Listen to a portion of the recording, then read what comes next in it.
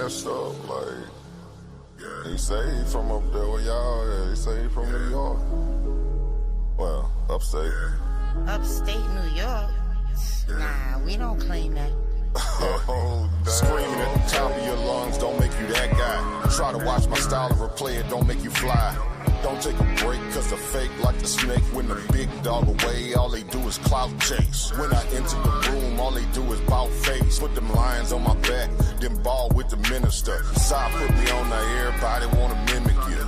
Yeah, I thought I told you we the toughest here. We be on the scene, niggas screen our shit. We the toughest you done seen, we the big boy clique. If he really want smoke, I pull up with him. Toughest environment, smoke city. I can tell by your energy, you ain't really woke. He showed up to debate, but he choked.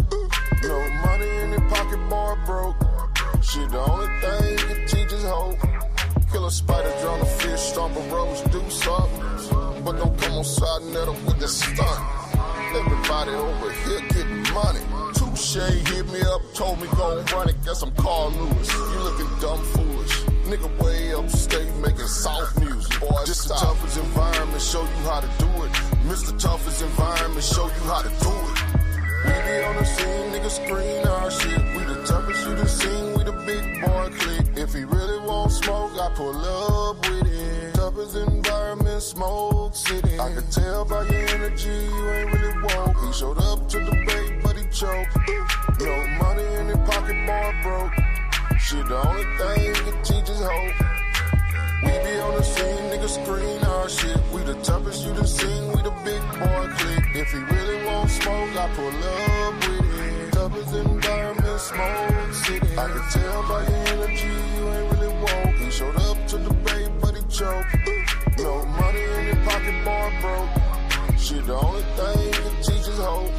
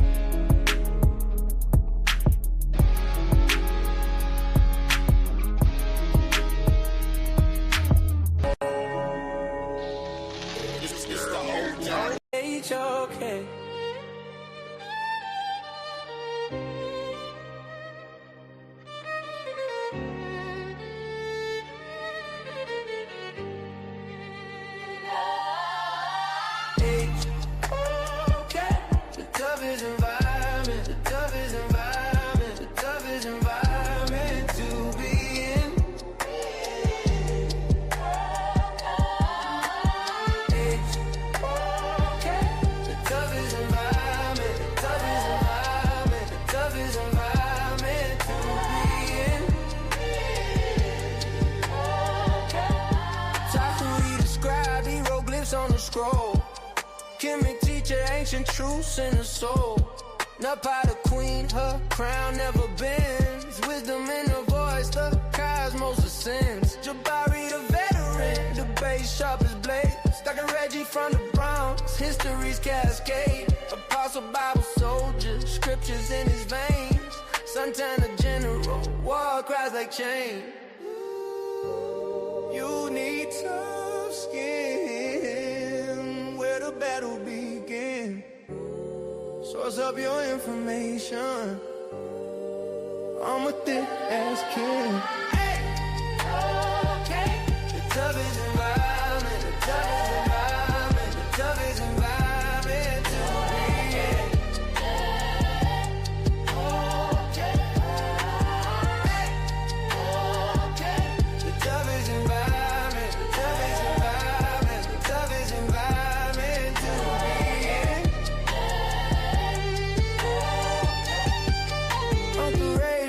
Fire in his stare.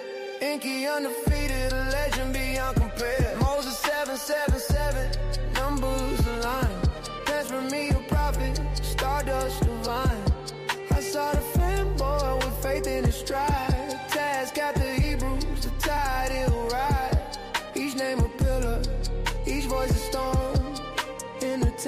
a debate where truth is born. Strings cry out, violence wail, 808's thunder breaking the veil. Human beatbox echoes through the fight. HOK warriors, their words ignite.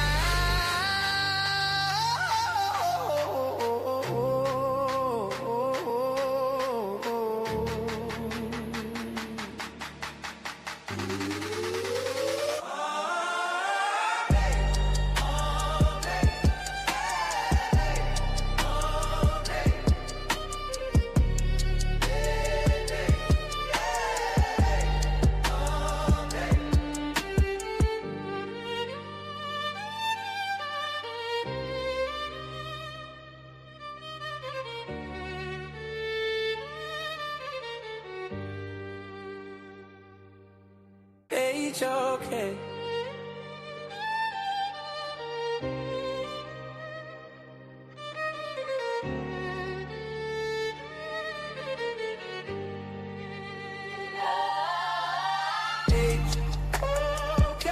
The toughest environment, the toughest environment, the toughest environment to be in.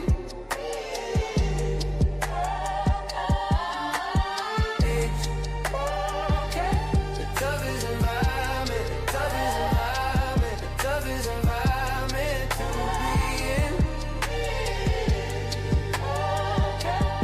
Taught to describe hieroglyphs on the scroll. Kimmy teacher, ancient truths in the soul. Napah the queen, her crown never bends. Wisdom in her voice, the cosmos ascends. Jabari the veteran, the bass sharp as blades. Dr. Reggie from the Bronx, history's cascade. Apostle Bible soldier, scriptures in his veins. Santana general, war cries like chain. You need tough skin, where the battle begin. Source up your information. I'm a thick ass kid. The toughest environment, the toughest environment, the toughest environment to be in.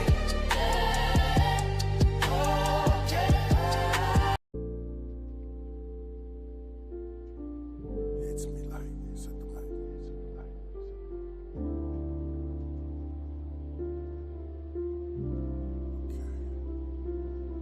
Diamond, the 33 vertebra, up the spinal curvature to the pineal merkaba that spins in my head and spread off the tongue and rhyme skills onto a vinyl circular. Became instant lords on liquid swords, the Bible determiner, the idol interpreter, the cycle of eartheners. I am Lord your God for worshipers. Merkaba. I ran out of room, I'm leaving the womb. I feel like I'm dying, I'm crying. Am I being pushed to my doom? I'm fading into life, draining from her waters, swimming, naming him Walter. Now I'm bathing in her light. I altered on the altar, the day walker, flaming into the night like fireworks that's vibrating 528 hertz. It's raining, the vibranium is ultra bright. Above my cranium, stars are shooting over. Nibiru exposure, meteor showers, supernovas. The meeting I supposed to write. Walking through the fire that was cold as ice. Poltergeist, took a glimpse into infinity. Saw a blimp that flashed my memories. The airport was empty, a rare quartz Da Vinci. My pen leads symphonies. You'll all perceive eventually. The orchestra of the August love in the orbits as a foreigner from the corners. Now she's in the forest with doves. Near lakeside, the waters with suds. Are you able to withstand quicksand on a remote island in the Bermuda Triangle during Mercury retrograde? But I'm verbally electro waves. They're echoes for days. Age, 1 foot in the threshold and 1 foot in the grave. Peaceful, I settle over the metal like sage. God switchblade for any witch or devil I made. I'll carve them up in 7 ways. The carbon dust, fluorescent rays. Placed them in a garden plush after 7 days. The parsing. Blood and flesh is always so expensive, but when you sacrifice the body, you can get this. Consciousness expanse is exponential, while your union is eternal and intensive. Butterfly effect is so connected. You see that I'm a wreck, are you affected?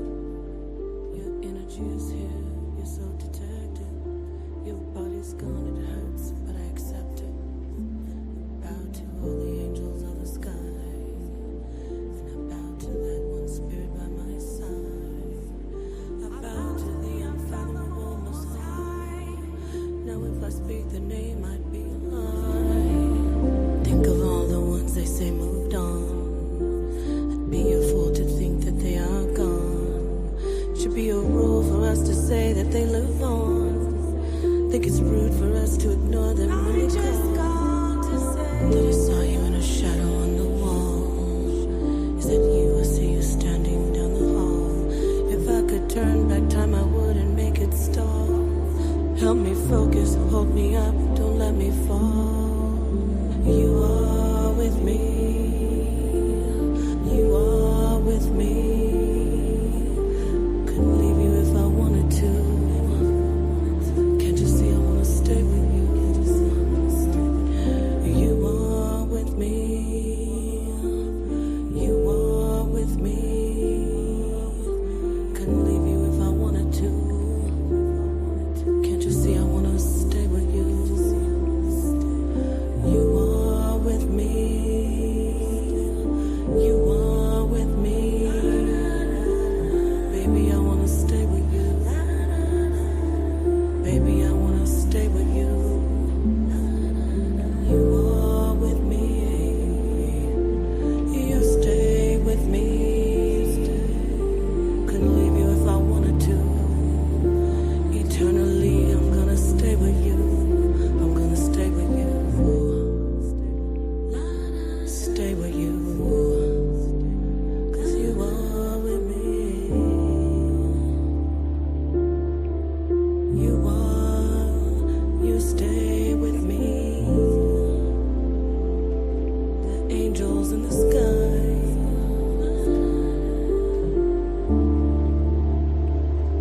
The angel by my side. You are with me.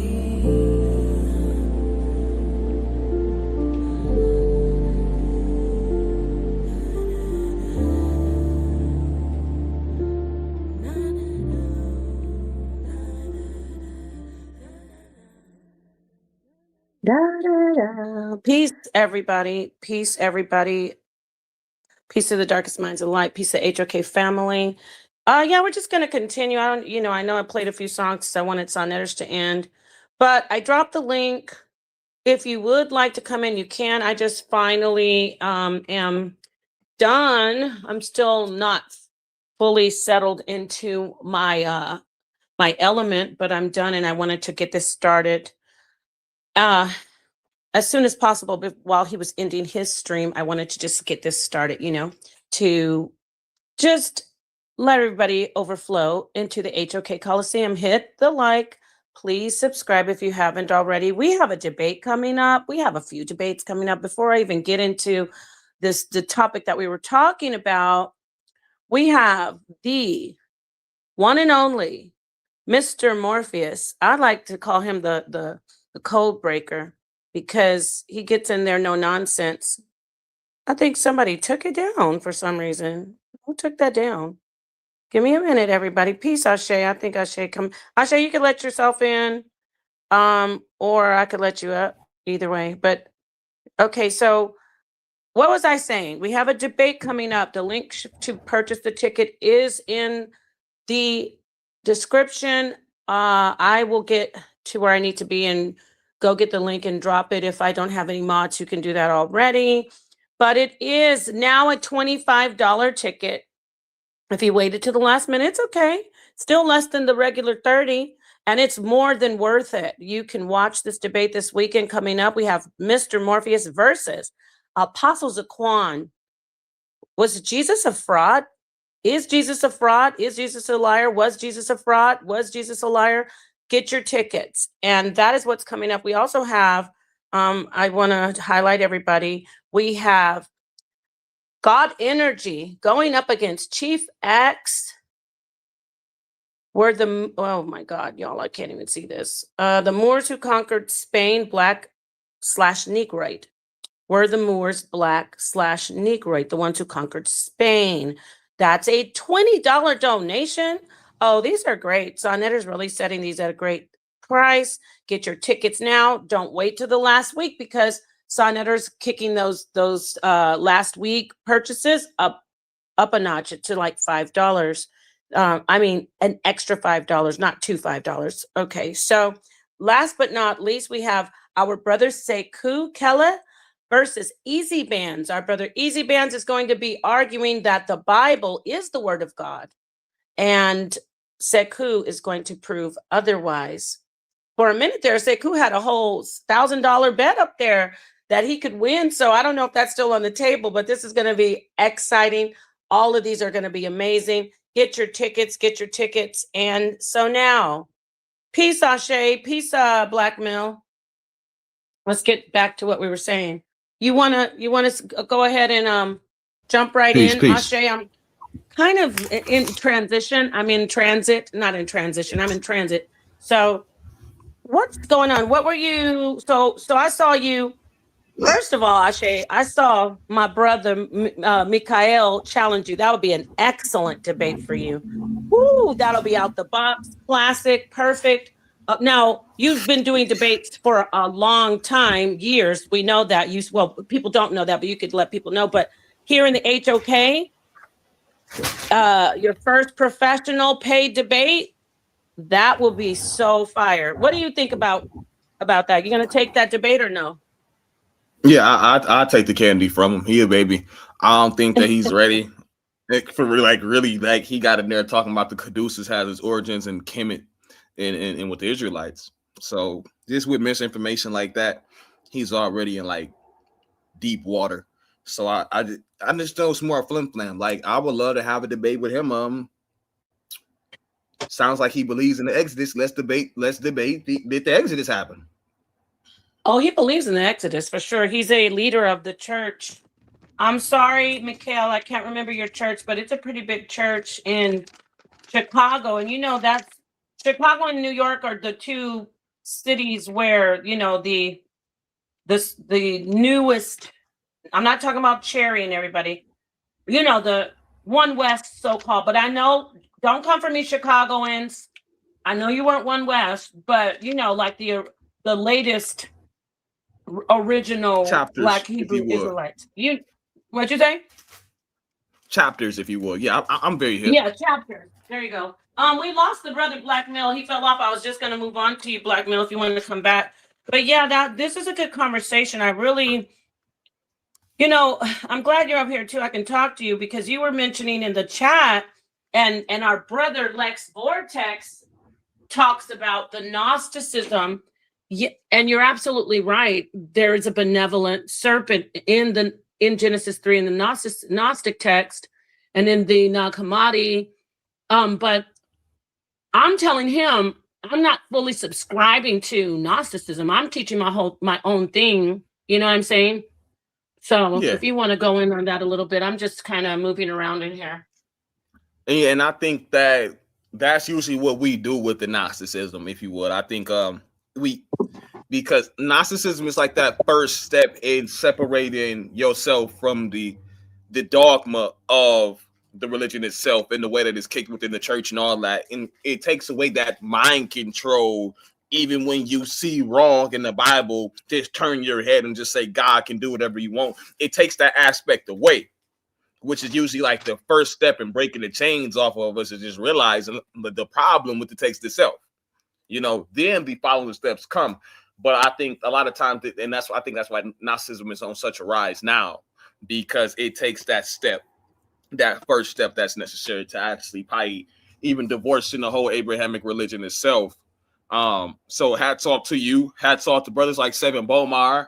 Y'all about the only ones who I heard really take the Gnostic, if you would, like the Gnostic elements and components and make your own thing dealing with it, which is what a true Gnostic is supposed to do. Gnostic is just coming from the word gnosis, those who know, one who knows.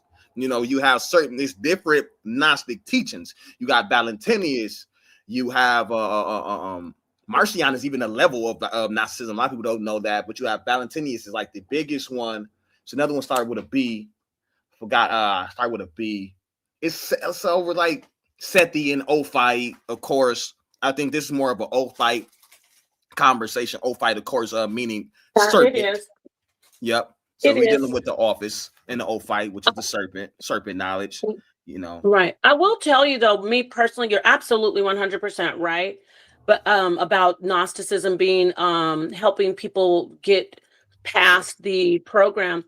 I will say for me though, Gnosticism it's a great foundation, but for me, I couldn't get fully immersed into the I couldn't subscribe to all of it because it still is even though it's a breakaway from back then. You talk about Marcion and you know the Gnostics, it still gets rigid after a while. That's what I always try to run away from, being a cult survivor.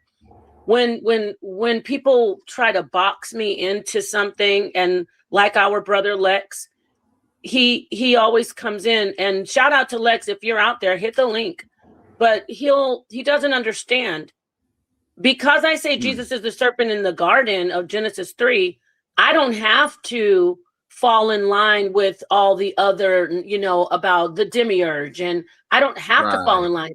So yeah, so I definitely hear what you're saying too. I don't know this brother that you mentioned, Seven Bomar. Oh man, he brilliant brother, brilliant brother. Okay, let's bring Black Mill in. I don't know, and Lex is here. That's great. So, Black Mill, did you have something to say? I'm gonna let Lex in. Yeah, good, go ahead. Yeah, bless Napah. Respect to us. Lex. What I wanted to say, Napah, from the beginning when I came in on the panel, because like I was saying, I was blessed enough every time you're having that conversation to, you know, chime in. So what I was saying, even just this cycle, I'll stick to my point from the start. If everybody was listening, they'll see I said that the snake in the world of symbolism, and even within the Bible, even in the Kemetic culture, the sun, S-U-N, the Son of God. We are children of what? The sun, right? Symbolism again. Horus and even Ra. Ra the star, which is the sun is a star, Rasta, right?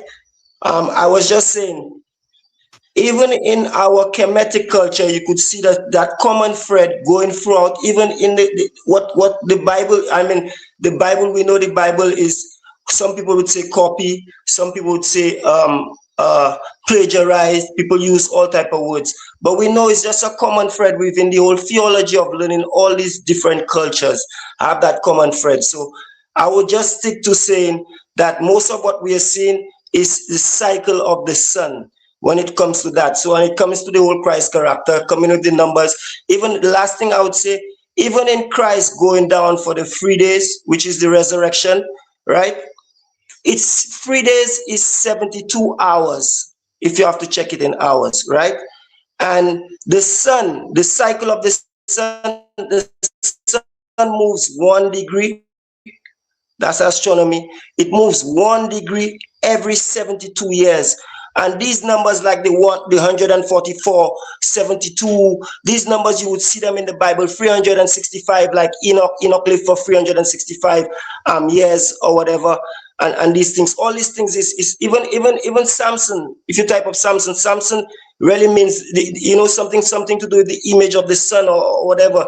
So it's just solar biology, if you understand, to a certain extent, if you could take it on that level. So it's still representing the Son of God, Definitely, we always go back to astrotheology. That's actually the root of all of it. But it's not. But so I hear what you're saying. That's great that you mentioned that, and I appreciate you being here. Let me let Lex get the mic because I know he wants to come in, and I can finally actually talk to you too. And I'm sure you want to talk to Shay. So peace to you, Lex. What would you like to add further? Not really much. I mean, I'm just tuning in. They said y'all was continuing the conversation. When it comes to this conversation about the Serpent, anybody remember Josh from ABT? Not really. You have to refresh my memory. Josh, he was one of the he used to be a major enemy of the Hebrew Israelites. The Josh, what was the ABT? What did that stand for? But anyway, he was a Christian, but everybody knows Josh. I'm surprised you know. But anyway, me and Josh had a debate. I don't know, but go ahead. Sorry. In 2014, me and Josh had a debate on whether Jesus was the serpent. on Blog Talk. It's probably still up. If you go to Blog Talk, so like that was 12 years ago. Yeah, why don't you bring So that out so I can see it? Because I never heard anything about it. so and even in the debate league, just about every day I was beating up Anonymous Hebrew and Yara about the serpent and all that. But that doesn't even mean No, you anything. I weren't. mean, No, you weren't. No, you weren't. You weren't that saying doesn't really. Jesus. Wait. No, we're here But now. We're I you don't and want to me. get. No, we don't But have I to. don't But you even made want a statement. to. But you made a statement, though. Yeah, and the statement is true. I don't want to argue the No, statement. actually, the statement isn't true because I was there in the league with you, and you never in your life said Jesus of Genesis 3 was a serpent in the garden. And if you did, go grab the teaching. It's not hard. I have about 10 different teachings on different platforms on this. And you tried to So pull you that want to when I see the first. debate with Josh from 2014? Sure. Yeah, that's why I said bring. Yes, I would like. Listen, if you I bring mean, it. I mean, I really don't have an ego about it. That's what I'm saying. I don't really No, like. If, well, guess what? I I'll have really an don't care ego. about I'll have that. an ego with it. Gee, this is the thing, y'all. You All don't know right, the so background. Brother. It's I'm not all trying love, to but get I into. need to straight. I'm going to hand you the mic again, but you came out the box. This is what Ashe said. You fire and then you don't like the fight. Let me say this. You came out the box because, see, Lex and I have a history. In 2020-ish, possibly 2021, I think it was the end of 2020 or 2021, I brought out my teachings of Jesus being the serpent in the garden, Genesis 3.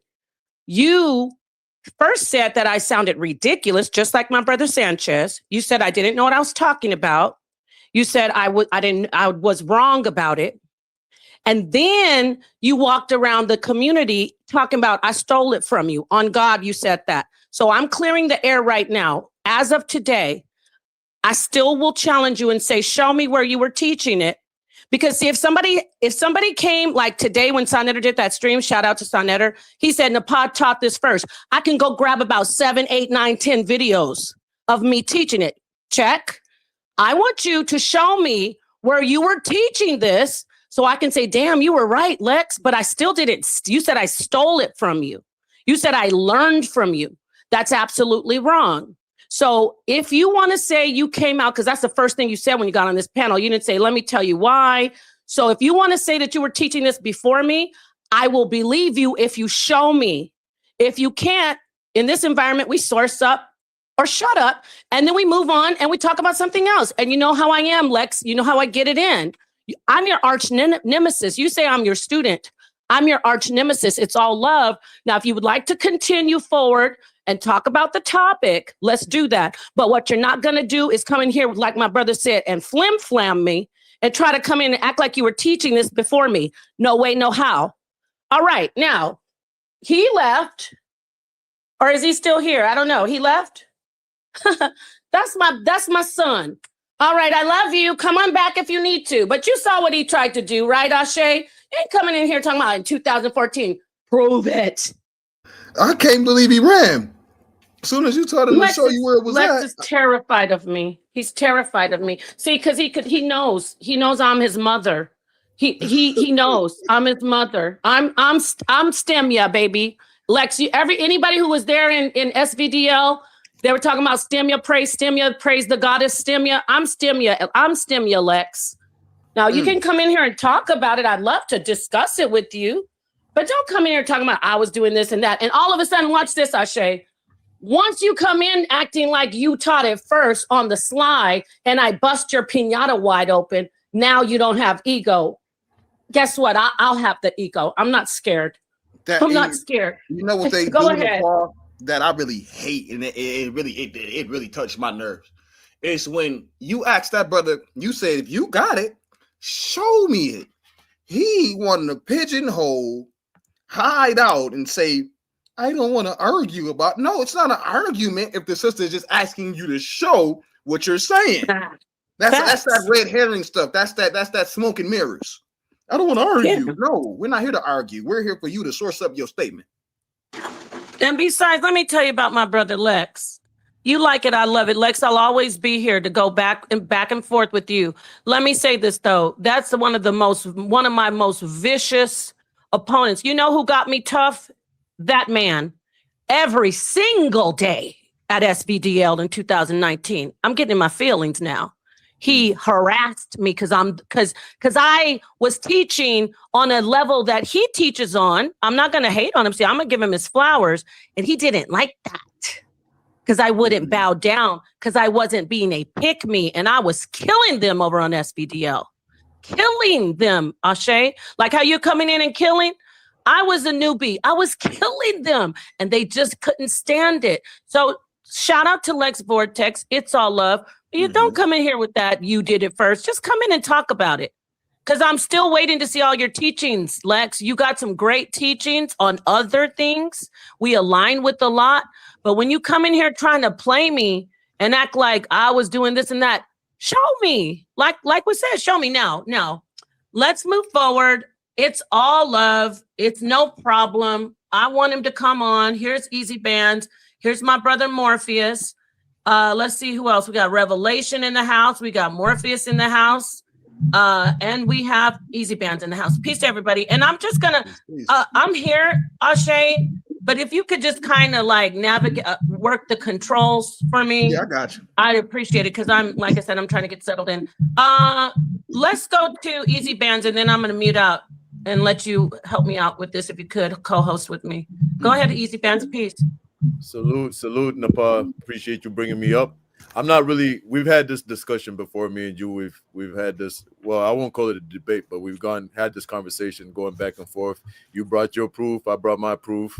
I feel that I won. You probably feel that you won. So we don't really have to rehash it or whatever. But of course, my stance is that Jesus is not the serpent in the garden. And then, but then I also agree that you're like the only person that I've really heard in this community speaking on this topic and really like pushing it. So I'll give you your flowers there. Right. And Easy Bands and everybody, I want to make this clear because Morpheus mentioned the Gnostic text, the Nag Hammadi, Ashe, even Lex. I'm not saying, oh, I've been no one in the world has ever. What I'm saying, my issue is like people like my brother Lex, and I'm not gonna, Easy Bands. I know you don't agree. We had a back and forth on this for like two hours or more. Yeah. So it's that Lex Vortex. We have a little bit of a history, and he's always trying to make it like, oh, Napah. Let me get off Lex. Let me talk about everybody. I see Brother Sanchez talking about my teaching, Jesus is the serpent. The whole internet is teaching Jesus is the serpent now, okay? So when you're in a community, to have some integrity, if I come in and I say, my teaching's the flat earth, nobody, this is my teachings, I'm groundbreaking. People are gonna look at me and go, are you stupid? Brother Sanchez is on that, like, that's his thing. If I come in and say, watch this, my teaching, the Canaanites are white, what are y'all going to think right away? Chief X. Not Chief X. Yeah. Actually, you're right. Chief X probably, but that's Naphtali's thing that she teaches, right? And it's just a community thing for me. It's like, how are you going to come in? Yeah, I'm going to hand the mic to you right now, but I'm just saying, like, how are they coming in and Deacon Hakah, Sanchez, and they're sitting up there talking about, and my teachings and the teachings, y'all can't even say one word. Like, remember when Napah was getting her piñata beaten up by Morpheus and Reggie and all them? So, let me say real quick, right? Go ahead, Brother Morpheus. Yeah, because I can't stay long, right? I just wanted to say real quick, right? Now, I'm 63. Right, I've been studying for about 45 years. You are the first person I ever heard bring that up, right? Wow! Wow! And I said, what? Wow! Thank you. So I went back and do some more research, and I found, and I was like, yo, she's right. She. Wow. See, I'm the kind of person, right, that I'm like, truth is truth. Truth is true, right? And it is what it is. And I'm like, you are the first person that I ever heard bring that up. You know what I mean? And I got to give you your props and flowers. That's why I was like, yo, she's right. She's right. I got to because drop a bomb for you. You know, I went back, looked it up, did some. Go ahead. My bombs are kind of off. So I just wanted to tell you that, right, that I can attest to it, that you're the first person that I ever heard. You know what I mean? And I've been in a lot of circles. I've studied with a lot of the great, you know, what we call great teachers and masters, and I never heard that. So when you first said it, I was like, what is she talking about? What is she talking about? But that attests that we don't. That's a test that we don't know everything, people. We all don't know everything. You know what I mean? And we have to be humble enough when someone does present something, right, that maybe you may not be familiar with, right, and give them their flowers. So I give you your flowers on that because you taught me something, made me go back and look, and I was like, yo, she's right. She ain't make that coming from you, Morpheus, because you don't, like you said, you do the research, you don't put your feelings in it. That is an honor and a blessing, and I got to get this soundbite. So also, I want to say this. When I first brought it out, I was excited. You know how a kid is like, I can't wait to show everybody. And I started getting bottles thrown at me, tomatoes. And that's crazy because when I first did when you brought it up and I listened to it, watched the shows, and I started doing my research, and I was like, yo, she ain't making this up, yo. She, she ain't just grabbed this out the sky. You know what I mean? She's doing some research. She's doing reading and research. That's a lot of it that we do a lot of time, is outside of the circle. It's outside of the circle that we may be familiar with, and it may sound foreign to you, but you can't say it's bull crap or whatever if you have not researched it. You feel me? Yes, thank you. And that's what I did. So I had to come back and go, yo, she right. Oh wow, thank you. I gotta ask you, Napah. Talk about peer review. This is awesome. I needed this. Thank you. Thank you so much, Morpheus. It's all love always. I'm sorry, excuse me. Thank you, brother Morpheus. Peace and love, yes. We'll see you this weekend. Absolutely. It's gonna be awesome. Peace and love. Thank you so much for that. That meant a lot to me. Go ahead, Ashe. I'm sorry to interrupt you. Yeah, no problem. I gotta ask you the question that Lex Vortex did ask though, because I did like that question from the brother. When he said, and since you did, now you saying that you're not standing on Gnosticism, because that changes my whole look on what you were stating. Now I'm curious, right? And I'm no longer in the know anymore. So when you say that he presented the question, how would Jesus be the serpent, but then he's going against Yahweh? How does that work out? Right. I never stood on Gnosticism. I just, I like our brother Morpheus said, I acknowledge that obviously there's teachings of a benevolent serpent, which is Sophia at the end of the day.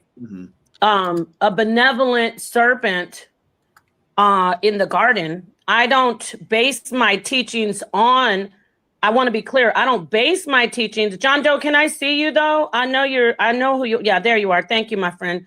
Okay, so I don't base my teachings on Gnosticism, but I know that there are some similarities and that my teachings, obviously I've read before I started putting this all together, I read the Gnostic teachings. Now, Lex Vortex, his bone that he picked with me is because he's a Gnostic.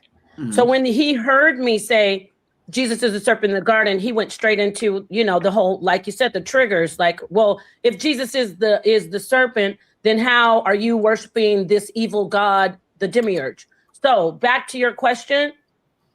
I'm not a Gnostic. I'm not. Wait, hold on, Napah. Let me say this before you do that, because my original question was that now that I know you not coming from the Gnosticism, because that's my understanding. I know you. At first, I thought it was more Gnostic, but you profess that you're not even coming from the Gnostic, even though you admit that there are certain points that could be seen as Gnostic. Right. With that admission and you pushing away from that, because my original excuse for you to him was that, well, in Gnosticism, they don't Yahweh Bayoff and Jesus, they opposition. But you say you're not coming from the Gnostic point of view. So without that, my question is, what is the relationship between the serpent, who is Jesus, you say, and Yahweh, or God? What's the say that one more to ask me What's the the question relation? of Like, what's what's the the what? relationship Okay, between the okay, so we're getting between back to just Jesus, the bare bone. between Jesus the serpent and God? Got it. Now, God is really ambiguous. So I've taught Yahweh. this before. Yes. So Yahweh in the Bible, we're talking about the God of there's Yahweh. This is for me now. There's Hawa, who is Eve. That's the first God. And then there comes the God Yahweh. That's first and foremost, sorry, Kassad, borrowed from the so-called pagan stories. And then they go and they start worshiping with the Midianites. And now that is the Yahweh that we know pretty much today. That's in the Torah. So there's all these different facets. I got to point that out first before I get started. I worship and I know an understanding of an unfathomable God. That's another thing. I've been saying that unfathomable God, which is like the mysterious God or the unnameable God. It's all the same. So yes, so there's an unfathomable God that once I even say unfathomable God, it's no longer the unfathomable God that I'm I don't want to say too much about the Kabbalah, but we understand that there is that the unnameable, the unknown, the unfathomable God beyond our comprehension. Yes. Absolutely. Yes. So when we talk like Ein Sof and all these great things, so when I have to put it in little categories, for context and for speaking, that's what I'll do. So when I use Gnosticism, Kabbalah to try to give you an idea of what I know, what I've come to the conclusion in my worship, there is one unfathomable God, and then everything is as a hierarchy comes underneath that. The Elohim are manifestation. When we easy bands and I'm getting about your creation thing, it's a manifestation of the unfathomable God. Okay, now they are entities that have manifested in the flesh or not the flesh, in the material in this realm. The Elohim Napah, can you repeat that, please? So when you talk about creation, when you talk about Jesus isn't created, everything besides the unfathomable God is air quotes created because they manifest from the whatever you want to say, the like in the Kabbalah, the Ein Sof, they come out of it. It's like it's condensed down for our understanding in our existence. So we have the God of all gods that you can't even fathom. Once I name it, it's no longer that God. That's why they don't name it in these point.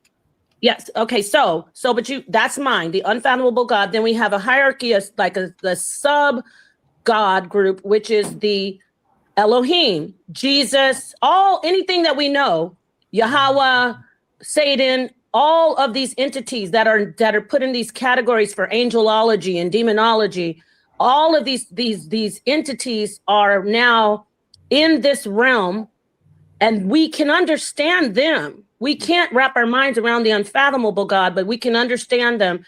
And that's where I'm answering your question. Jesus, the serpent that he morphed into, or it wasn't even a serpent, it was just like a light fiery being, like a shining being.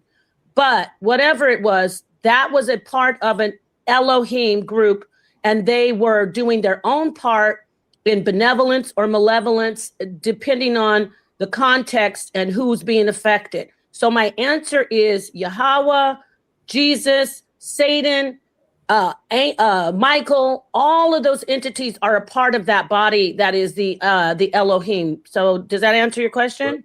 Yeah, and I would like to also state that, and I'm gonna lay in here and I'm pass it off, that this is a PSA, so don't nobody ever say, man, Ashe got it from Napah, When way back when I had my first presentation, far as the plagiarization in the Bible, when Ankh came on, he gave his little litness and he asked, what do they believe?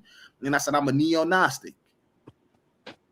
She just basically broke down in so many words, and I wish my cousin Elk was here in the building because he shares the same points. That's the whole view, where it's not necessarily Gnostic, because you will have to accept those old Gnostic ways, but it's Right. taking that Gnostic understanding. You feel what I'm saying? Like the archons, they represent like the Elohim, if you would. And yes, those are the archons. Yeah. And then you move on to like the Paroma, and then of course you have the monad, which is the unknowable, the unthinkable. But even the fact, like you said, the fact that you can even put a label on it takes away the potency of the role. See, that's how I think. That's how Sophia Stewart wrote The Matrix. And that's my sister. She is my oracle. I gotta bring Sophia on. Definitely. So, Sophia, Napah. yeah. So thank you, Ashe. And I know it's your original thing. We be getting hypersensitive about what we bring. You know what? Before you go, Easy Bands, let me tell you something. When I joke around saying I'm on my indigenous black man, shout out to indigenous black man, because he is the number one. He'd be like, they stole that. They stole that. I was teaching that. So listen, you want some acknowledgement. You do this research. I'm gonna let you go, my brother. You do the research. You take the hits. And when, you know what I mean, you want somebody to say, oh, yeah, and I remember when so-and-so did this. It's not going to take away from your originality and your teachings and your learning, but you just want the acknowledgement. Anyway, go ahead, Easy Bands. I'm sorry. Go ahead. I could actually relate with you on that, like more than you even know. Trust me, because I'm Christian, right? A lot of things that I say just go over people's heads. They don't even listen. They just tune out just because I'm Christian, right? And then 3 weeks later or 2 weeks later or a week later, I hear somebody regurgitating what I just said, and everybody's like, hey, so I understand exactly where you're coming from. I know. I heard you say that, and I agree with you. I'm glad you empathize. So definitely we have to just fight. We have to fight for our spots, And then when we fight, we dig that space out, and we finally got our niche. And then we see somebody sitting on the same person who was kicking you out is like sitting there teaching what you're teaching. Like, oh wait, hold on. Exactly. But anyway, Revelation. Go ahead, Easy Bands. I think maybe it might have been Ankh who was talking about all of a sudden he started talking about the placebo effect. Yeah. But even Ankh right now is getting beat up off a topic that I started, man. With the scientific method, Ankh is getting crushed with that right now, man. It's good to see, man. So shout out to our brother Ankh, and shout out to the pseudo killers, because I know there's a feud between, I guess, the bomb squad between the bomb squad and the pseudos. Word. Okay, so let's let Revelation get in here, because this is our brother Revelation. Peace. Come on in, love, brother. Peace to one and all. You guys can hear me, right? Yes, sir.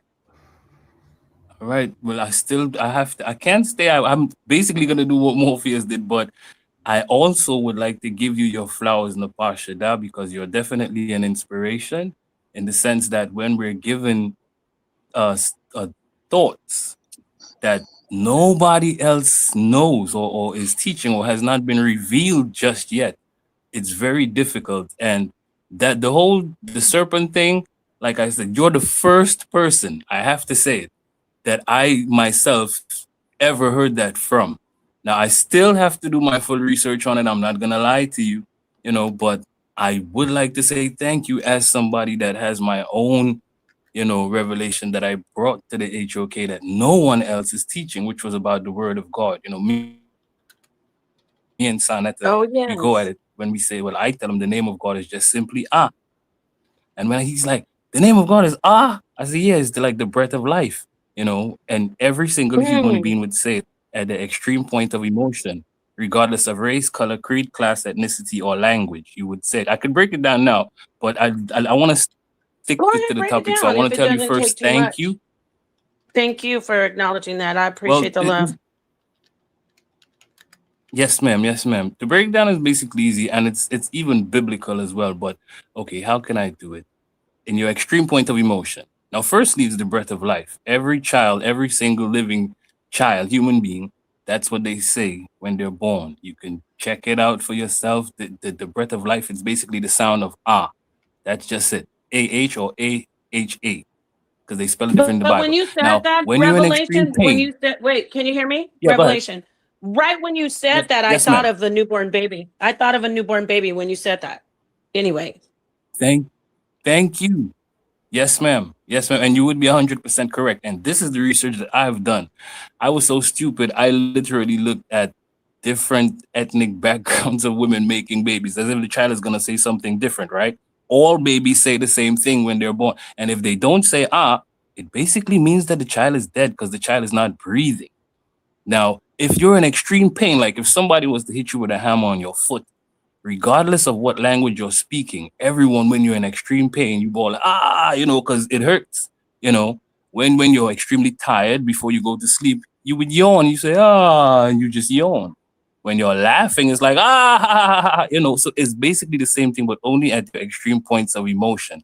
And for the people, the biblical people, who, your yardstick is the Bible, it's actually all over the Bible. But if you want a reference, the one that sticks out to me the most, I would have to say is Isaiah chapter 1, verse 24, where he literally calls out all of the titles. And then at the end, he says, like giving you the name, But I also want to get at Ashe, because I didn't get to tell you this, my brother, when we was over on Sanchez, in terms of Rastafari.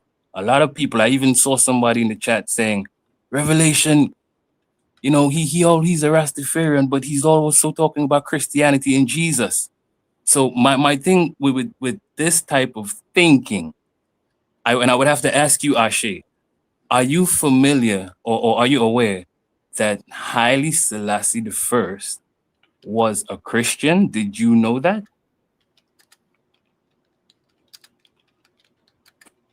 Is he there? Wait, hold on, wait. My statement was that I understand that Rastafari stands on Christianity. That's what I said, right? Okay, all right. Okay, all right. Okay. Well, then you probably would agree because you probably done the research, but a lot of people say that. And the truth is, Haile Selassie teaches us that we should seek salvation through Christ and Christ alone. So for all the people that would like to think that, Rastafarianism is something, totally different, or it doesn't deal with Christianity, it's just not true, and that's why I personally, this is just my humble opinion, because if you're following the teachings of His Majesty Emperor Haile Selassie I, there's no way you're going to deny Jesus Christ. So that's just my little take on it. But Napah, we have a really tough job when we're bringing a school of thought that's probably hidden or nobody ever knows about it. I was really confused with the serpent thing. I'm still a little confused. I'm going to do my research and I'm going to listen to you teach and learn. All right. So that's basically my take right there. Now, what I did want to say, go ahead, Napah. I see you came up. No. I was just saying thank you. Go ahead, Ashe. What I did want to say was that, and my whole point was that me and the brother, he brought up the Africanness of Rastafari, and then of course he gave me the word negus or negus. There's something like to call it. Mm-hmm. Yes, his thing was that it meant Serpent King, and I respect the brother Blackmail, but there's nothing wrong with being corrected. I'm wrong all the damn time. You know what I mean? I'm not just right all the time. I'm not God. I'm not perfect. You know what I mean? We can all be wrong. He was likewise wrong. Yes, sir. He was wrong in his statement of negus meaning Serpent Kings. It means King of Kings, which is cool. He was on track. And then I brought up and the language. That is true. That is the truth. You are right. Right. And I brought up the language, which will be the Giaz script, which is a priestly script. You know what I mean? It comes with a doctrine attached to it when it comes to Africa. And I was just bringing up the origin of it, how it's developed, how it was developed with Arabic Semites outside of Africa, brought back into Africa. And then I had to, of course, share my screen and show the people that. So I say what I'll disagree with that, what you showed, because what you showed was one version of what some scholars say. Some scholars say that it came with a group from outside. It was influenced. Ethiopia or Eritrea were influenced by this group that came from outside, right? That back migrated. But the majority of scholars actually disagree with that. They say that there's always been influence back and forth between Ethiopia, Eritrea, that area, and the southern part of Saudi Arabia, and that the actual script itself was developed in Ethiopia, Eritrea, but then it might have some influence. But the script itself was developed and originated in that region. Just like the same way, Kemet has their language, and it developed in Kemet, in that region. So it's similar with the whole Gears thing. So I'm gonna do this real quick again, and if you disagree, we can just probably go further. We can hang it up. We can agree to disagree. I don't really care. Respect. But and once again, I only use ChatGPT as the fact checker when I make my statements. I always make my statements first, and then we come here. This is what it comes to when they don't believe me. The arrival of the Ge'ez script. The migration of the Semitic speaker, just going back to 1500 to 800 BC, the Ge'ez is a Semitic language, making it a distant relative of Arabic, Hebrew, Aramaic.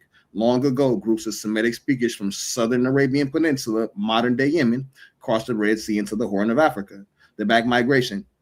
Linguists call this a back migration because of the broader Afro-Asiatic language family that actually started in Africa. These speakers left for Arabia. Then their descendants returned centuries later with a distinct Semitic tongue, the Highland settlement. These migrants settled in the further northern highlands of Tigray, Ethiopia, and Eritrea. They didn't replace the local people, but lived alongside them, blending their culture with the indigenous Cushitic-speaking populations, ancestors of the Aga and the Beja. The kingdom of Dimit in the Sabaean influence. By the 8th century BCE, a kingdom known as Dimit, pronounced as Damat, rose in the northern Ethiopia. The script during this time, the people used a script called epigraphic South Arabian or Sabaean. It was a consonant-only alphabet. Even here, we see Arabian influence all over it. The transformation over time, the language spoken in Ethiopia began to diverge significantly from the language in Arabia.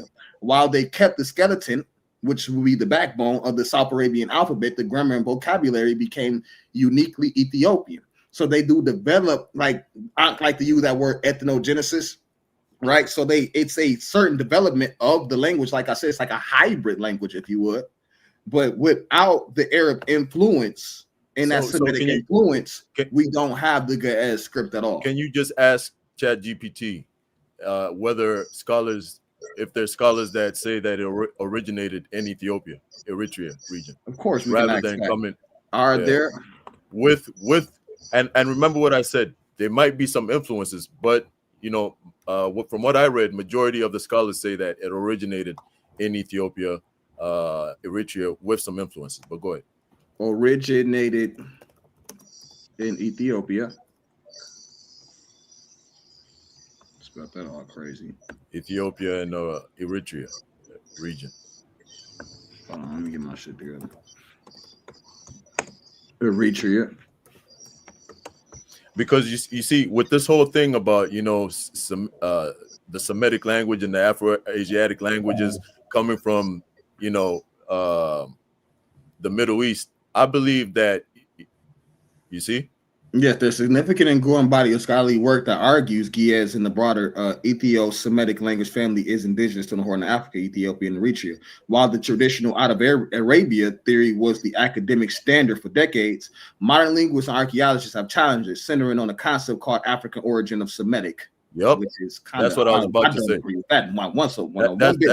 I'll keep going though. Hold on, let me get all the way through it. So the leading proponents, several key scholars have used geolinguistic and archaic heterogeneity arguments to support an indigenous origin. In 1967, one of the first to formally propose the Semitic language family actually originated in the Horn of Africa and then spread into the Middle East rather than the other way around. Grover Hudson, a major figure in Ethiopian linguistics, who argues that sheer diversity of Semitic language in Ethiopia, over 16 distinct languages compared to the Middle East, suggests that Ethiopia is the homeland. In linguistics, the area with the greatest internal diversity of a language family is usually the point of origin. 1997, he argued that the Ethio-Semitic was an independent subgroup already present in Africa when the South Arabian influence arrived. He viewed the Arabian elements as a later cultural layer, not the this is BS. And the reason I'm gonna make this, and I'm gonna say this. The reason I say this because we see real talk. Because we see the development of the Semitic language starting in places like Acadia, like Akkad, and no, this is real talk. So it's not Akkadian One of the oldest. Let me tell you right now. Semitic language that we know. I say, let me tell you right now, man. I say, God energy would be against you right now because God energy. Well, I know. He's the brother, man. Trust me. It's all good energy, all right? Good energy between me and y'all, man. So listen, what I'm saying is that God energy would be probably on the side of, hey, man, let's give credit to Africans or the Horn of Africa for inventing some of these languages and not always ascribe it to the Middle East and all these people, right? Which used to be what the scholars would do. They would just automatically say, you know what? These Africans were influenced by the people from the Middle East, right? Instead of the opposite way, right? And so that's what I'm saying. And even if you look at, that's why they make the term, and this is a later created term, Afro-Asiatic. Yeah. So and even if you look at, there's characters like Abraha. I don't know if you want to search him up right quick.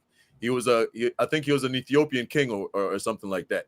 And so Ethiopia was, you know that Ethiopia colonized a lot of Saudi Arabia and actually took Christianity out there, which is something that my understanding, like when you get Axum, Mero, they was kind of like together, if you would, though. Yeah. So there was a whole Can I chime in? To Yemen, right? Who that's saying that? So I can make sure I get you right in. Yeah, that's blackmail there. Blackmail, yeah. Okay, I get most definitely. Just 1 second. So there was a whole like culture from Ethiopia. It went to Yemen as well.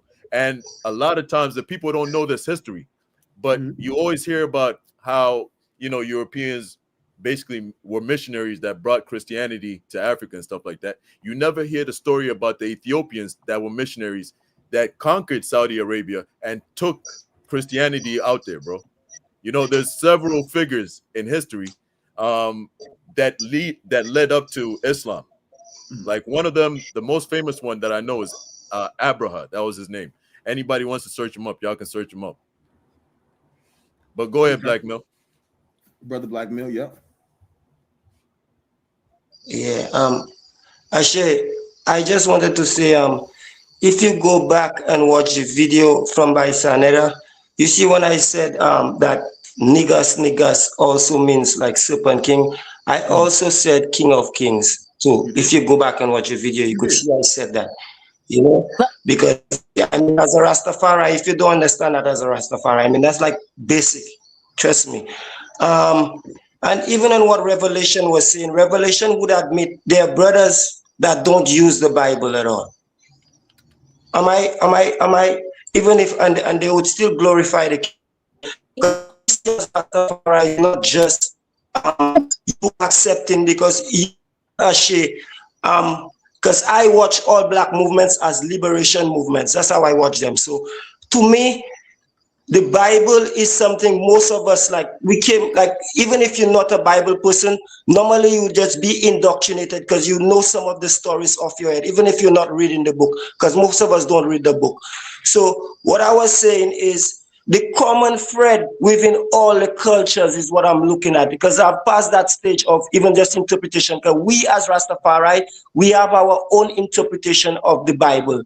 So if I go and read the Book of the Dead, I will have my own interpretation of the Book of the Dead, of how I see. That's why I could come and talk to you like that.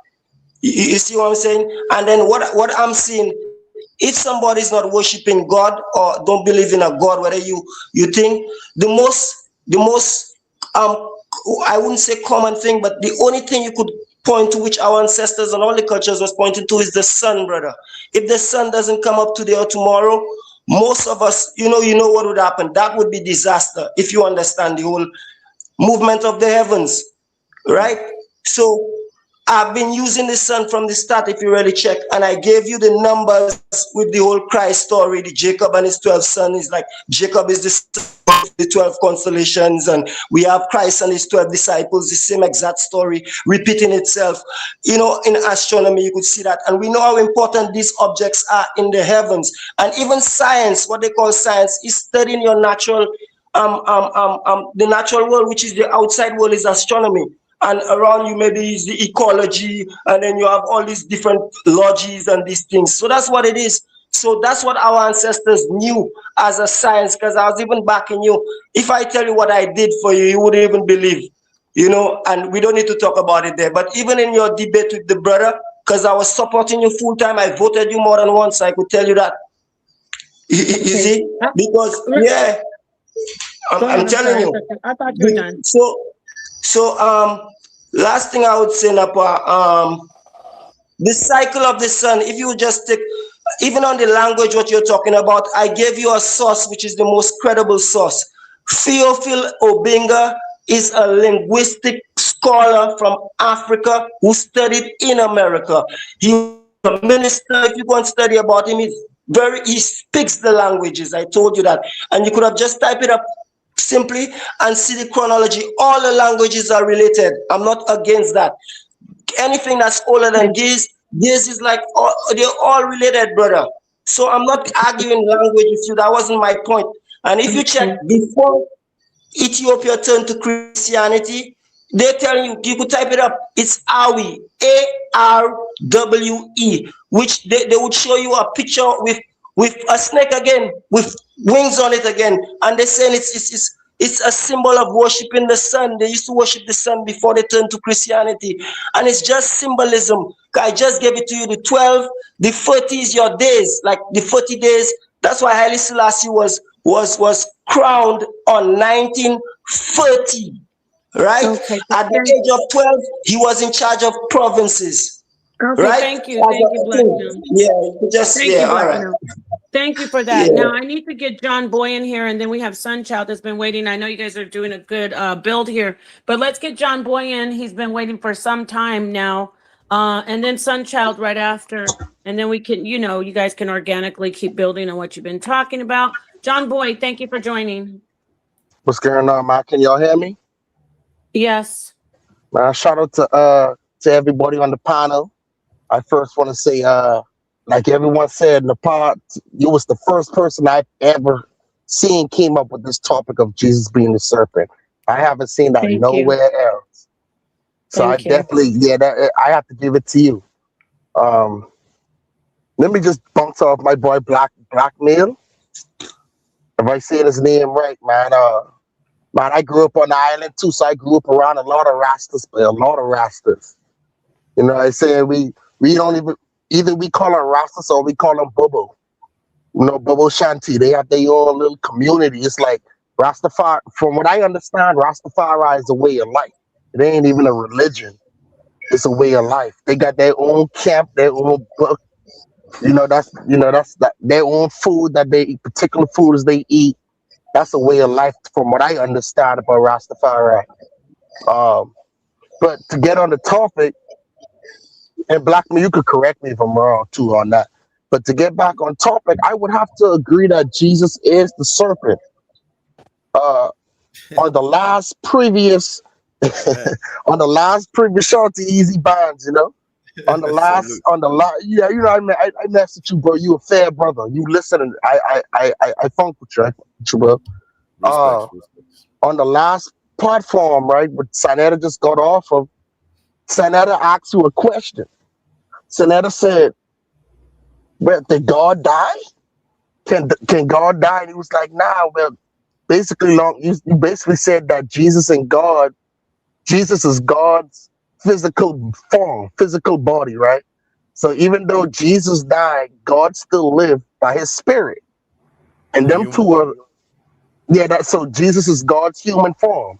No, what I said was Jesus is 100% human and 100% God. So the human side of him died.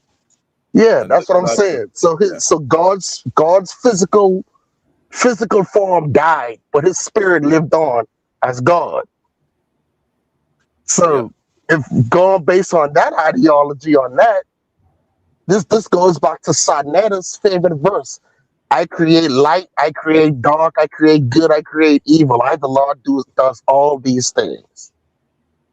So if Jesus is the serpent, then that means God would have to be the devil, right?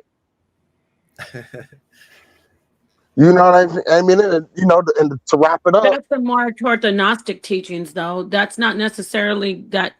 Which God are you talking about? Like, we got to, if we're going to, are you talking about according to the story?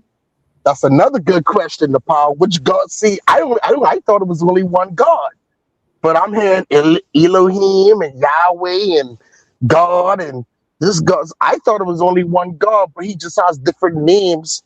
Like, you know how they mention in the Bible that call me the King of Kings, King of Kings, Lord of Lords, Alpha, Omega, and you know it's one God with different names. You know, so I thought we was just talking about one God, but if God created evil, then that means he created. If he created evil, then that means he put Satan in charge, or whoever the king of evil is. He put him in charge. That means he created the devil.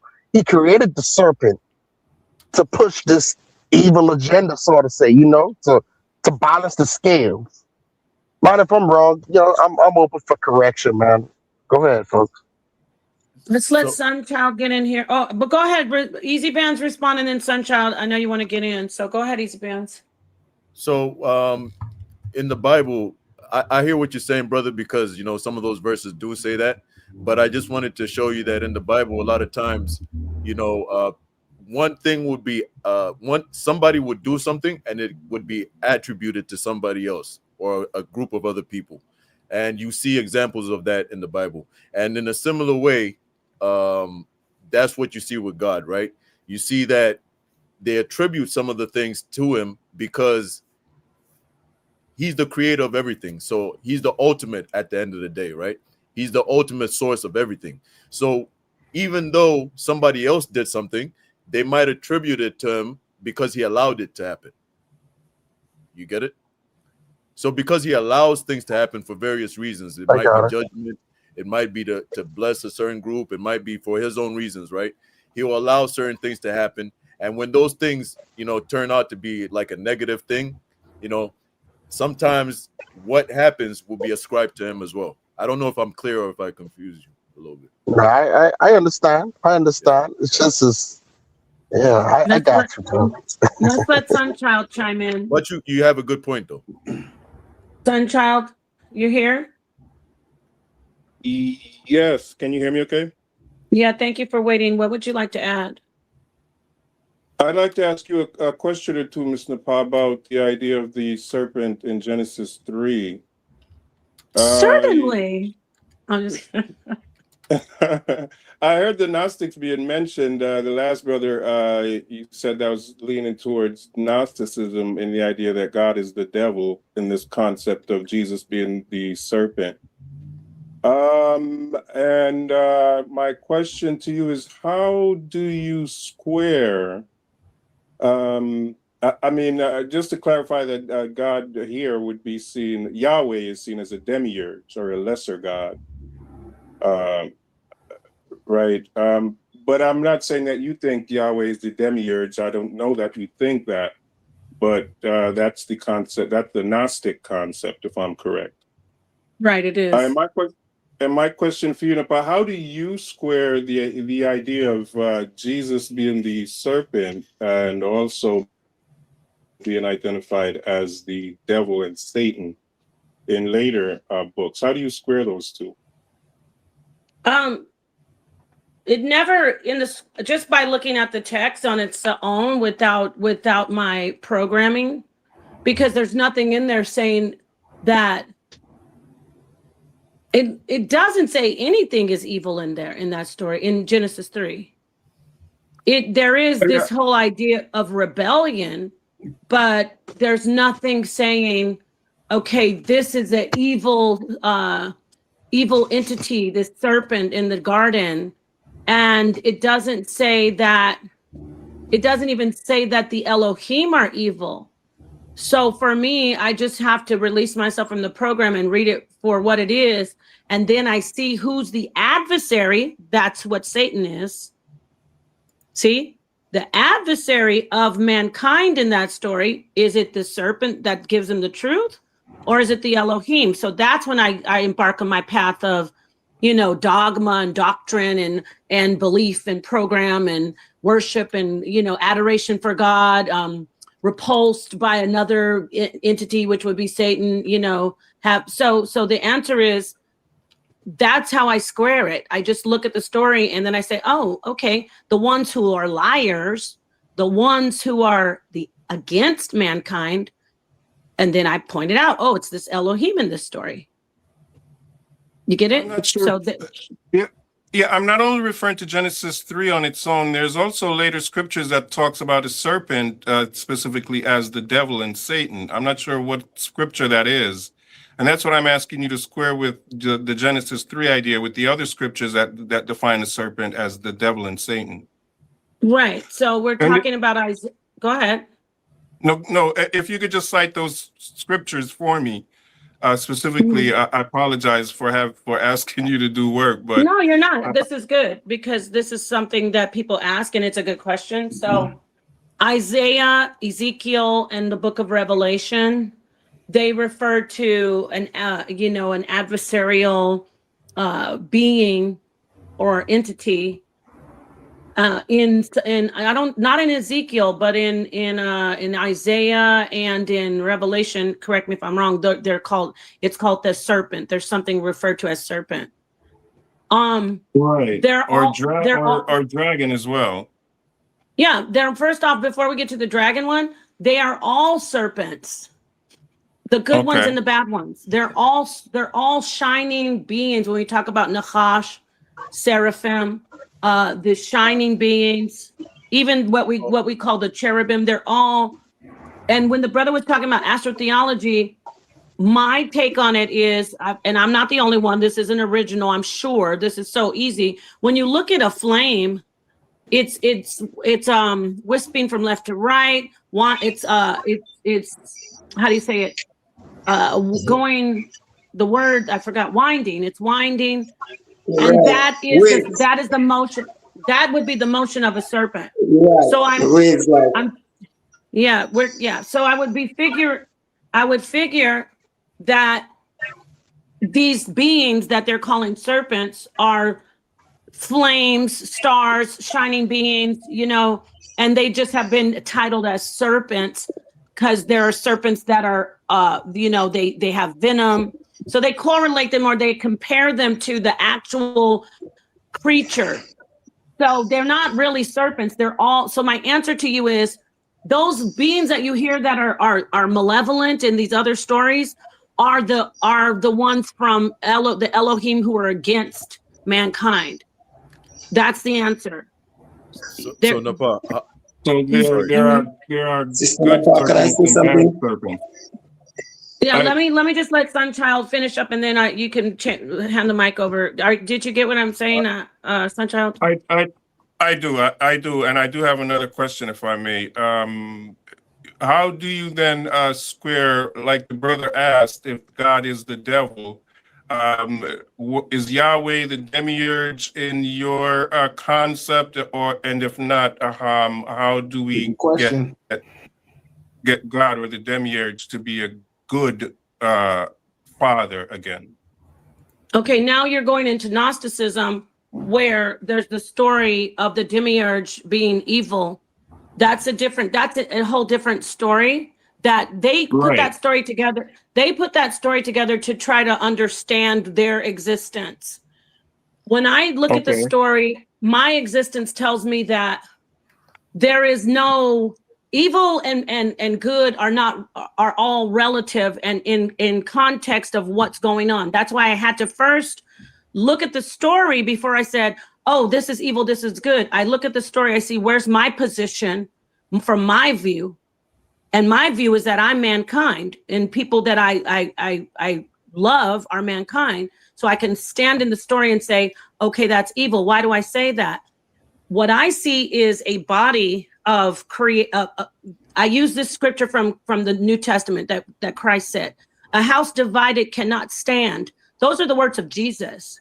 There is no real, even in the book where they say, oh, the Elohim against the serpent, there is no separation. We see it as a separation. We see it as because that's how we fathom our existence. There has to be a dichotomy. There has to be the yin yang. There always has to be the one side this, one side that. There's that's how we live. That's what we're born into. However, I know that the body of all of the existing, how do you say, these entities, these spirits, frequencies, energies, whatever you want to call them, there's not a evil one that is set against itself within the body. Even though I know that sounds hard, let me try to articulate this better. That's why I try not to talk about my personal feelings and my take. But this is the thing: there is no God versus the devil, evil, good. From my perspective, the Elohim are evil, so they're not God. Not the Elohim. Let me be clear. There's a in the story. See, I'm going back and forth. In the story, there's an Elohim that is against us. But it's also, when you think about force, when you think about, you go into science, there's also going to be, the positive and the negative, right? So there has to be this one that's against us, and there has to be one that's for us. But they're all working together. They're not separated. So when you say, I think you're asking me, like, why don't I see Yahweh or whatever as evil? First off, Yahweh is it's a whole different conversation when we talk about all the death and stuff that's going on in the Torah and the killing. That's a whole different conversation. But the short part of this of the answer is there is no God in that story of Genesis 3 that is that's separated from Jesus. They're one doing their part. They're one whole machine. One is supposed to be working against us. One is supposed to be working for us. So yeah, I mean, it's really hard for me to answer questions about my personal feelings. You know what I mean? Like my personal belief. But hold on. Because people don't get it. But that contradicts. Okay, you know what? It's your personal thing, so maybe let's just drop it. I want to say something regarding this demiurge thing real quick. Go ahead, I say. Just regarding this whole demiurge thing, because the demiurge is not Gnostic at all. I want y'all to understand that. Whenever there's a shaper, and Ptah is a demiurge. You get what I'm saying? Matter of fact, let me just go to the definition of demiurge. Real simple. My bad. Wrong screen. Right. I hear where you're going, but he was asking in the context of this of the Gnosticism, but you can continue. Yeah, but I don't. But even within Gnosticism, a lot of times we hear demiurge and we think evil. But even within the Gnosticism, Yahweh's not evil. Yeah, right. Thank you. You're on the right track. He's confused. Right. Yeah, you're right. He has a misunderstanding of the environment which he's in. You get what I'm saying? So he goes about it in a very ignorant manner. So it falls back into that lingo of agreeable and disagreeable. How do you particularly view these things? Are you on the side of it? Are you against it? But the whole thing is that it's always going to be the demiurge if it's not the true God. And I think that even when Paul makes the statement of that God is unknowable, all of these other gods that belong to these pantheons that have these features of, oh, it created the world, it shaped it, and it gave it the that's demiurge all day. That's right. I got you. I can rock with that. Definitely. Because you know what it is? Let me say this. We are into this whole, well, which is evil, which is good. And that is where we need that. Don't get me wrong. We need that in this existence. We need I keep saying like the split or the dichotomy or the yin yang, whatever, the two scales. This is what we are. This is how we exist. But we also, when we start to elevate our understanding, we know that's us. That's not everything. And it's, and then you say, okay, well, what does that mean? From a different perspective, like I can stand outside of a Muslim's life, or let me not even say a Muslim, an atheist life, and say their perspective is there is absolutely no God. And that's how they're existing. My perspective is that there is a God. Right there, I mean, we're getting into a real deeper philosophical conversation, which this is all philosophical, but when I hear about the demiurge, I love what you said, Ashe. It's not about like, oh, yes, it's the things that they're doing is bad to us, right? We're being it's affecting us in that way. But it is coming from a different place than just like, oh, that's so evil and it's out to destroy us. When we talk about Yahweh and all the destruction that's written in the Bible, first off, we know that that's coming out of people who are writing it. But I'll still go deeper and say that it's a universal mind of God. So I'll say, okay, it's a type of God. It is a personality, if you will. Since if we want to anthropomorphize it, right? I always mess that word up. But it is a type of the God in this pantheon, or what do you want to say, the Elohim in this group. It's a personality, so to speak. It's not for me to look at and go, oh, it's so evil like Marcion. I can't be like Marcion. I don't see it like that. Mm-hmm. Is it evil? Yes, but I'm not going to be like, and now we have to fight it with tooth and nail, because now I'm feeding my energy into fighting it when I could just say, okay, this happened in the Bible. That was women got raped. They went in and unalive these people. You decide from your perspective, oh, damn, that's evil. Just like in the garden when I said, who is doing what to whoever? How does it affect me? So whatever. That might sound really confusing, but I'll let Mike. That definitely takes the demiurge is presented. It's not that hard to understand. But the demiurge is presented with negative characteristics, which makes it kind of identified as such as jealousy, wanting to be worshipped, demanding worship, and so on. And these personality characteristics are what makes him considered a lesser god from the Gnostic perspective, that is, as far as I know.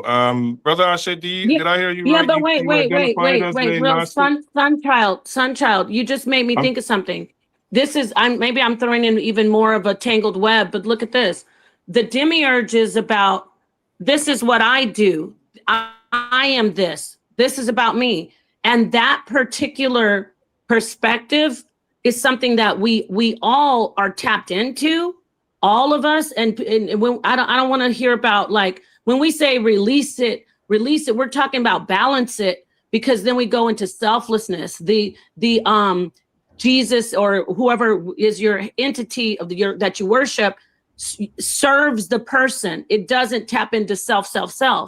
So what I'm saying is, we always have to insert our perspective before we start saying that's evil, that's good.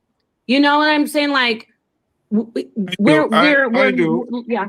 Okay. So let me just ask you this, Mr. Pai. I see you separating from Gnosticism per se with regards to your views, but I do, as far as Gnosticism being considered a hidden knowledge, I hear what you're saying, coming off as some type of a hidden knowledge, and I'm wondering if you mind telling us where you first may have gotten this idea, if any type of tradition. I understand when I do a chat GPT, it's considered a fringe idea, and but I was wondering how you my mom. I got it from my mom long time ago, but not the whole.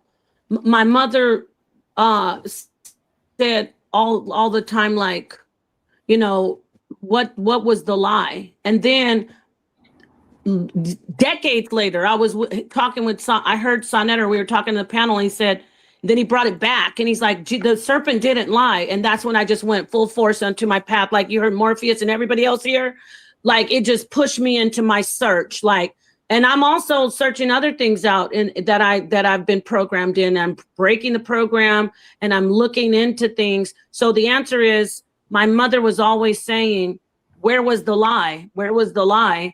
And then as an adult, Sonnetter said on a panel, the serpent did not lie. And that's when I just went into my research and here I am now. Yeah. So Napah, can you share my screen? I just wanted to read something. To Brother Ashe before I leave, please. Of course, go ahead. Of course. Let me get Easy Man after you. I'm sorry, Easy Man. I didn't mean to cut you off. I just wanted to go ahead and finish up. Brother Ashe, did I hear you correctly? You identified as a Gnostic?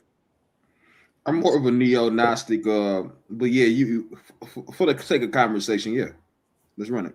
From what I understand, with regards to Gnosticism, they believe in a lower material world and a higher spiritual world. Do you believe in that? Absolutely. I'm not an atheist. Oh, that's Thank great. you. Yeah.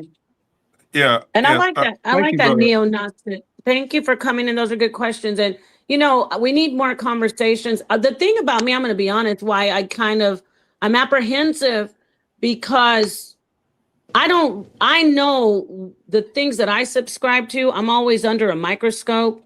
Even me coming out and saying that thing about Yahweh, I just, I try not to share all of myself as far as what I've figured out. But there are things that I should share. Like I don't, I was about to say something. Let me shut up. Let me let these bands go. Go ahead. Just one last thing, just to follow up. Holy, yo, Sanchez, the first time was cool, but come on, man, let me go right now. Okay, brother, I apologize. And again, thank you, Napah, and peace, y'all. Peace. Don't go nowhere, man. Yo, Sanchez, chill. Okay. Don't go. Okay, don't go I'll stick around. Go ahead. Yeah, I'll be short. So Napah, I just wanted to bring out 2 verses for you, right? There's this one right here that shows that the serpent was created. Obviously, we don't find anywhere where it says that Jesus was created, right? So that's just one. We'll come back to that, but let me just show you another verse right here. This is Genesis 3, verse 13. And this is Eve. God is asking Eve. Then the Lord God said to the woman, "What is this you have done?" The woman said, "The serpent deceived me and I ate." So right there, you see that the serpent deceived, right? It's a deceiver. Because I think you were trying to like kind of like make it seem as though it wasn't like negative, or it wasn't doing something deceitful or wrong or whatever, right? That's what you're kind of implying, right? But you see in this verse that Eve accuses the serpent of deceiving her, which is basically lying. And then you see also that the serpent is created by God. And if you look at, so how do you unify this verse, which shows that the serpent is created by God, and verses showing that Jesus, or the Son, everything was created by the Son, Jesus. Everything was created by him, for him, and in him, basically. How do you consolidate those 2 things?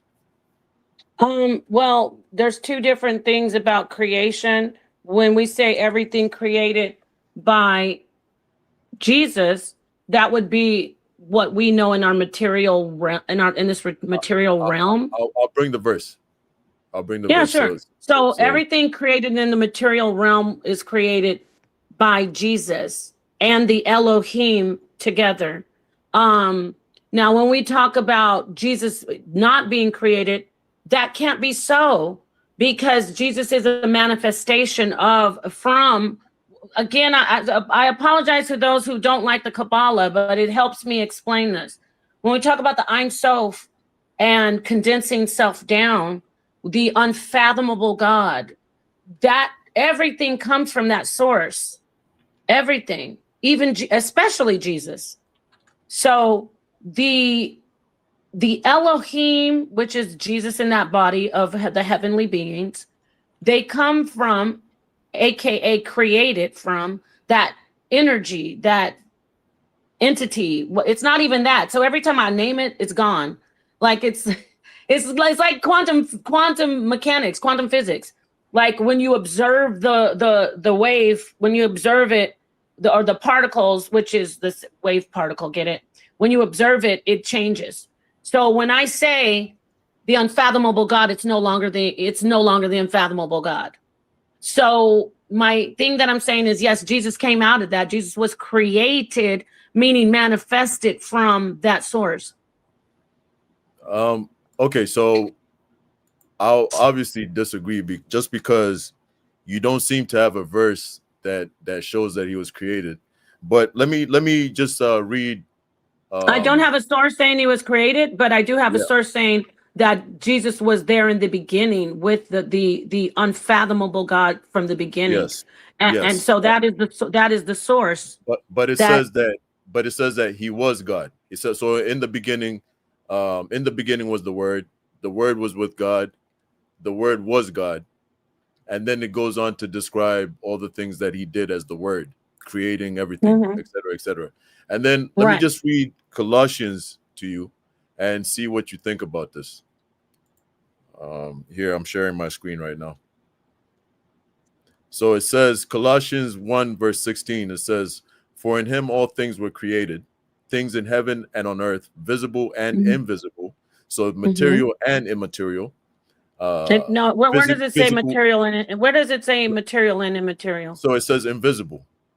No, yeah, there's protons and subatomic particles that are invisible to Yes. you. So basically, this is covering everything that's invisible to us. Yeah, just which is something. subatomic particles, Yes, material world. but also spirits, also Elohim, like you're saying, because those things are Where invisible. did okay? Show me where. Read the scripture So let me verbatim finish. and Yeah. So it says, whether thrones or powers or rulers or authorities, all things have been created through him and for him. So whether thrones, powers, or rulers or authorities of any type, visible or invisible, things in heaven and on earth.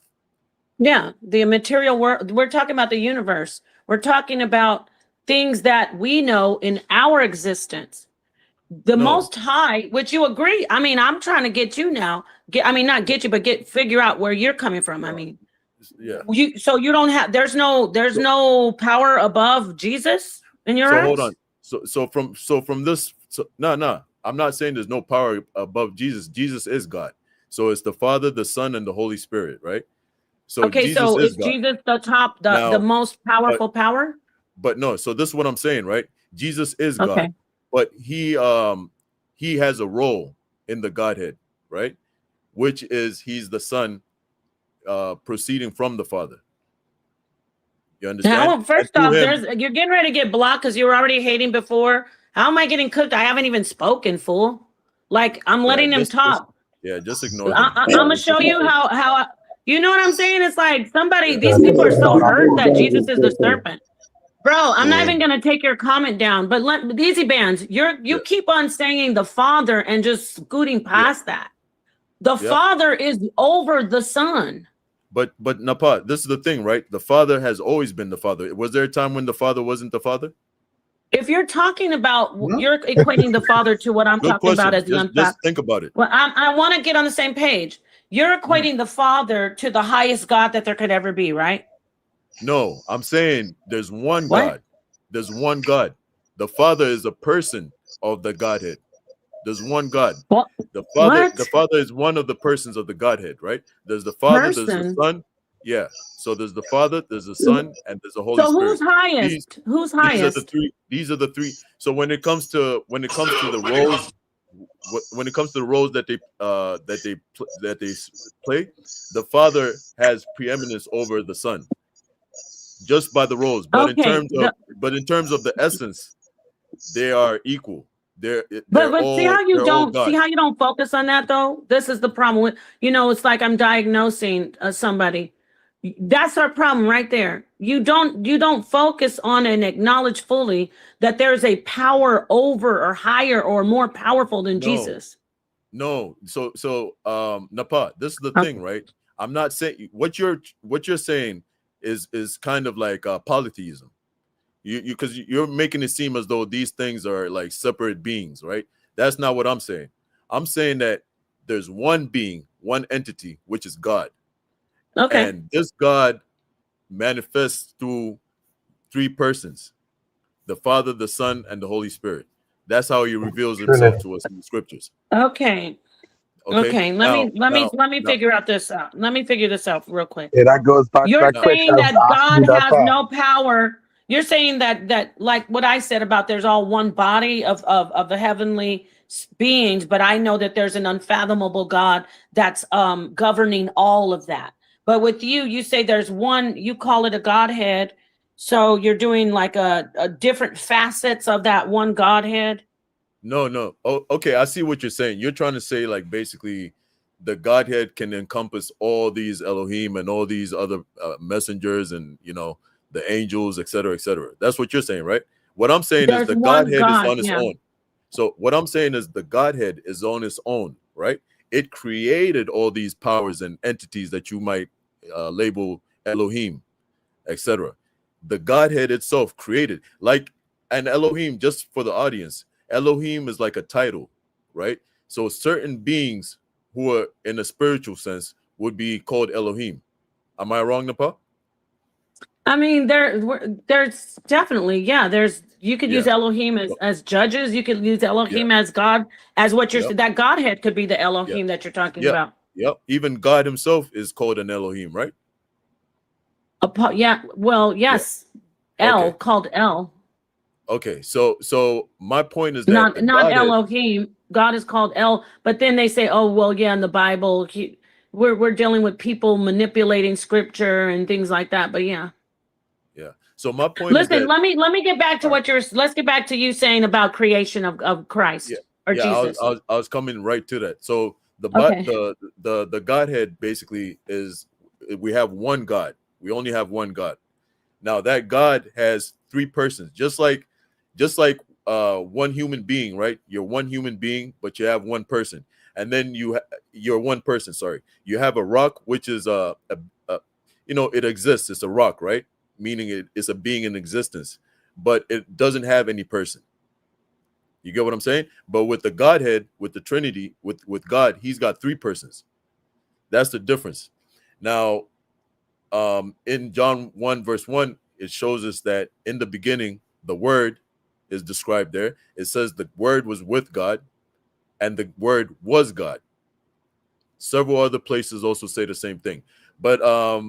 But then we go to this verse that I have up, Colossians 1 verse 16. And it says, for in him, this is talking about Jesus, right? The Son.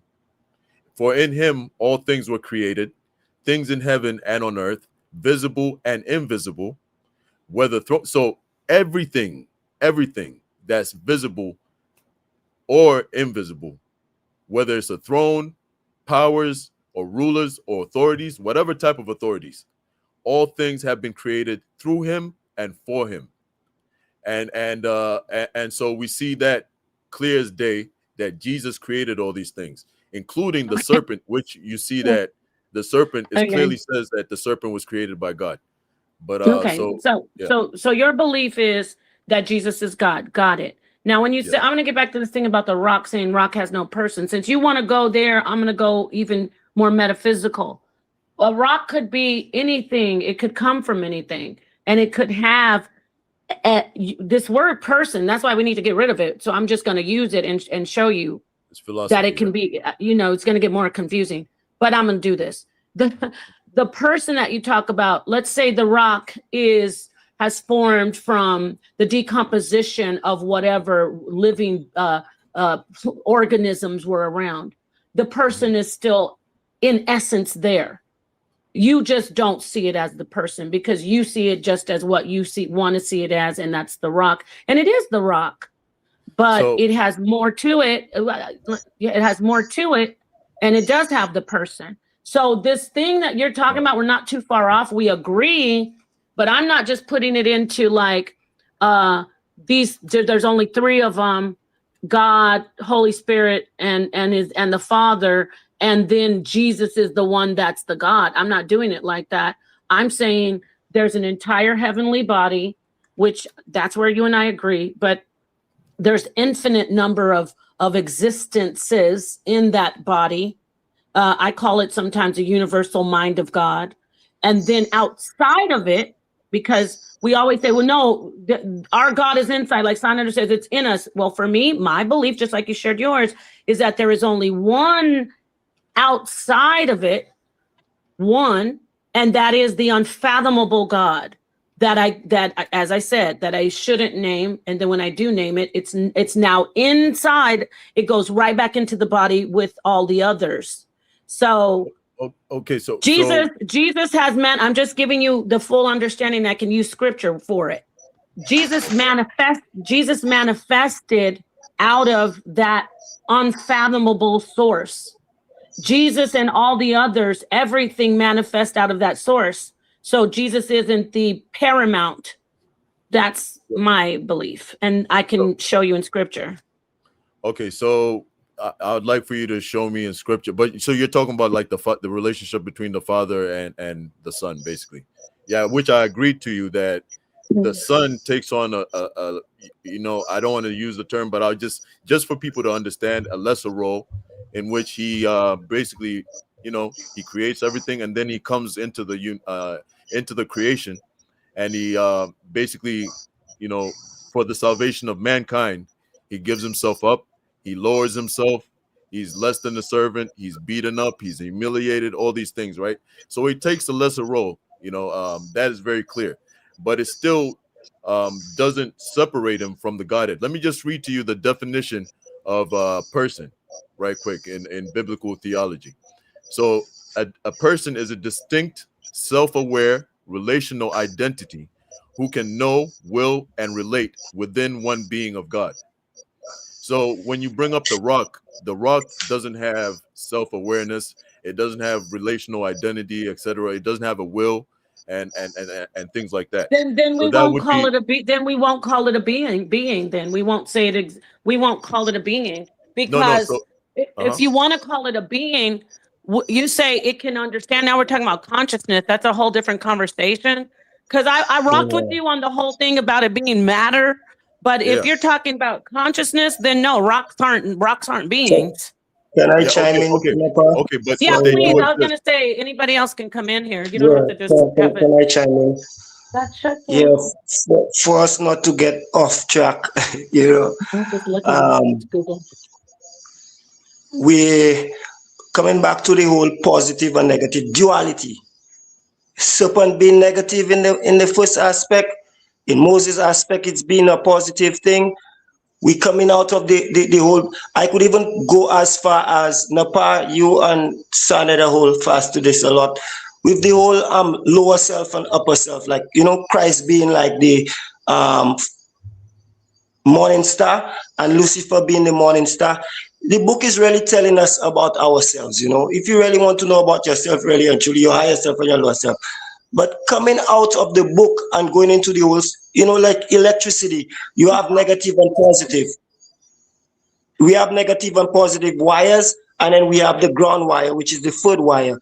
In even the atomic theory, we have when scientists discovered the atom, it was the smallest thing, and then they discovered it had a nucleus with a proton and a neutron, which is like it's a trinity again if you really watch it. So it's like Abraham, Isaac, and Jacob.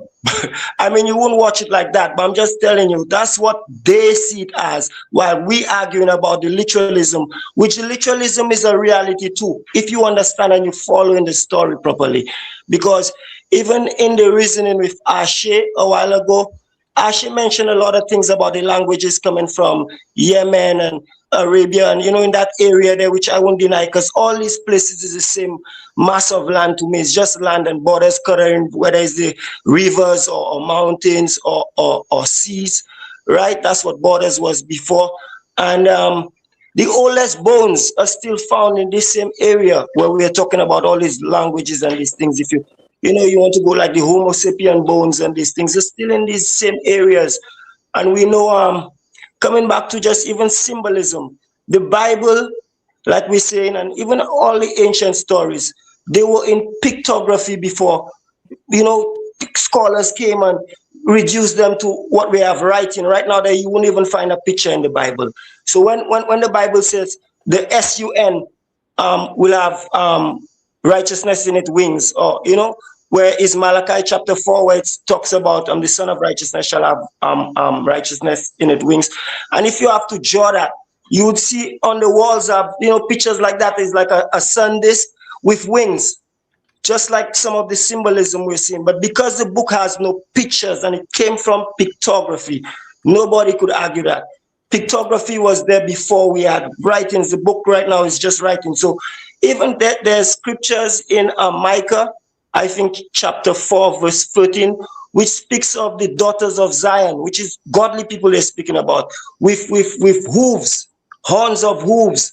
And even in Revelation speaks about the different beasts that was around God. You know, if you have to be drawing these things, you would see they look weird, but it's symbolism. When you understand the symbolism, it doesn't take away the literalism. But if you don't understand the symbolism, you will not see how it manifests in our literal lives. Because Most people who believe in the Bible believe that the Bible is past, present, and future. So if the Bible is past, present, and future, you're supposed to even know yourself in the book. That's how far you're supposed to reach. If you really believe in prophecy and all these things, because you live in the time, you in the time, you in the revelation, like people been saying, oh, I could tell you what's really going on. And there are people that could really do that for you because it's just passed on knowledge. That's how I see these things, I'll cut from there. May I ask the brother a question? Yeah, go ahead. Anybody can just jump in at this point. I don't want anybody to feel like you have to, Yeah, I think the question can relate to Easy Benz. You as well, Napah, I believe, anyone who's a Trinitarian, and you mentioned a new word or new phrase. I'm getting an echo. I'm not sure why, and some music in the background. I think someone needs to. Okay. So my question is, have you heard of the phrase soft polytheism? Soft, no, but yeah, go ahead. Yeah, I was listening to a conversation which this phrase came up, soft polytheism. If you someone could pull it up and look at the definition, and I'll ask the question based on the definition of the word soft polytheism. And it's a question with regards to the Trinity. All right, Mr. Pai, if you don't mind, can you show a definition on the screen of soft polytheism? All right.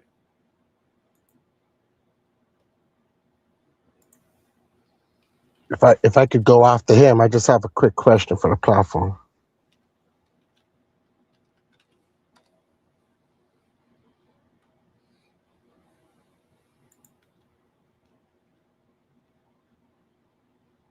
So many gods in appearance, one underlying divine essence and reality. Can you hear me? Yes. Yeah. Is there any? Is that all it says? Are there any? Does it say anything else? So soft polytheism is a belief that many gods exist, but they are ultimately expressions, aspects, or manifestations of a single divine reality. Okay. That's kind of what I think Napah's saying. I think that's what she's saying. I don't want to put words in her mouth. Well, yeah, and as it pertains to many gods, in your case, 3 gods. Is that definition a better category for Christianity than monotheism? Does Christianity fit closer to soft polytheism than it does to monotheism? No, because that is modalism, basically. That means God, is expressing himself through these different gods and things like that. We don't believe that. We believe that God is one essence, one being. Wait. With 3 persons. Wait, I missed everything. I fell off and I didn't hear anything. I'm sorry. Let me just read it to you again then. I had it, the definition. Hold on. I think my screen is sharing if you want to share it. It's just he was asking about soft polytheism. Is it this one? Because I saw it. Oh, here. Yeah, he was asking about soft polytheism. And so he asked us to look up a brief definition. It says soft polytheism is a belief that many gods exist, but they are ultimately expressions, aspects, or manifestations of a single divine reality. And what I said to him was like, this sounds a lot like what you were saying. Yeah, but it's more like that's like a blend of monolatry and just even modalism. Yeah, it's like this is a new term. So I don't worship all these different gods though. See, so polytheism would entail worship, the worship or the venerating, I should say, like someone would do with Ifa and I know they say those aren't gods, but so for me, yeah, I acknowledge those gods, but not as different personalities. It's so hard to say because somebody might say. Can I say something? Hang on. If I could just restate the question for Napah to the brother, and that brother Easy Bands was answering is. Yeah, go ahead, and then let's go forward. Is Christianity closer to soft? Is Christianity closer to soft polytheism than it is to monotheism? is the I have question. to Based look on at the that definition yeah. one more time to answer that. Okay. Well, the If other I brother could can look at that. answer. I think Easy Bands was continuing to answer the question. So, and then the other brother can add on. Yeah. Let's look at that. Yeah. So I just put into Chat GPT. I don't know if my screen is sharing. Yeah, it is. I see monotheism definition. So I say, what's the difference between soft polytheism and monotheism? The difference between soft polytheism and monotheism comes down to how many divine beings are recognized and the nature of their unity. Really? Definition. Hold on. How many beings? Let me read that again. The difference between soft polytheism and monotheism comes down to how many divine beings are recognized and the nature of their unity. Divine beings. Okay. Monotheism definition: belief in only one God, absolutely singular and indivisible. Examples: Islam, Judaism, Christianity. Key idea: there is only one divine being, period. No other gods' manifestations are fully God. Unity, complete and absolute. Soft polytheism definition: belief in many gods, but are manifestations, aspects, or expressions of one ultimate divine reality. Example: okay. Like Hinduism. So some interpretations of Hinduism, some philosophical systems in ancient religions. Key idea: there appear to be multiple gods, but ultimately they are unified at the source. Yeah, that's what I am. That's me. But I'm That's not. you, right? The polytheism is the problem because that would also point to me worshiping all of these gods.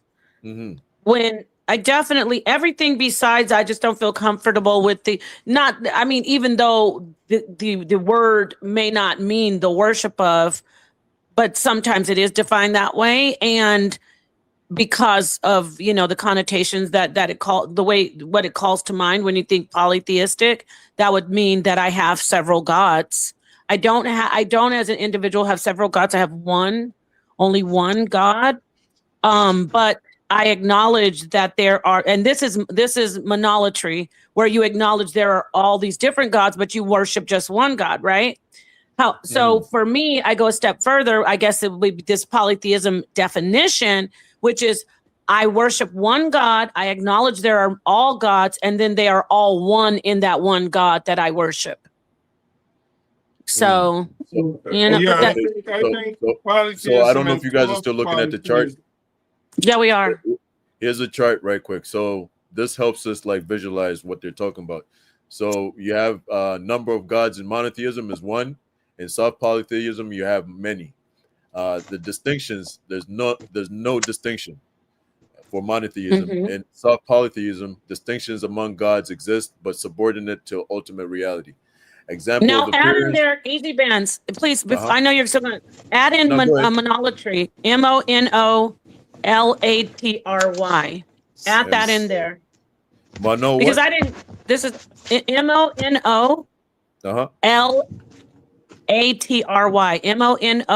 MONOLATRY.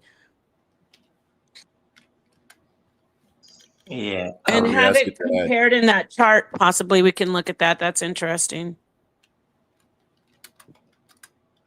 Yeah. Can I say something now?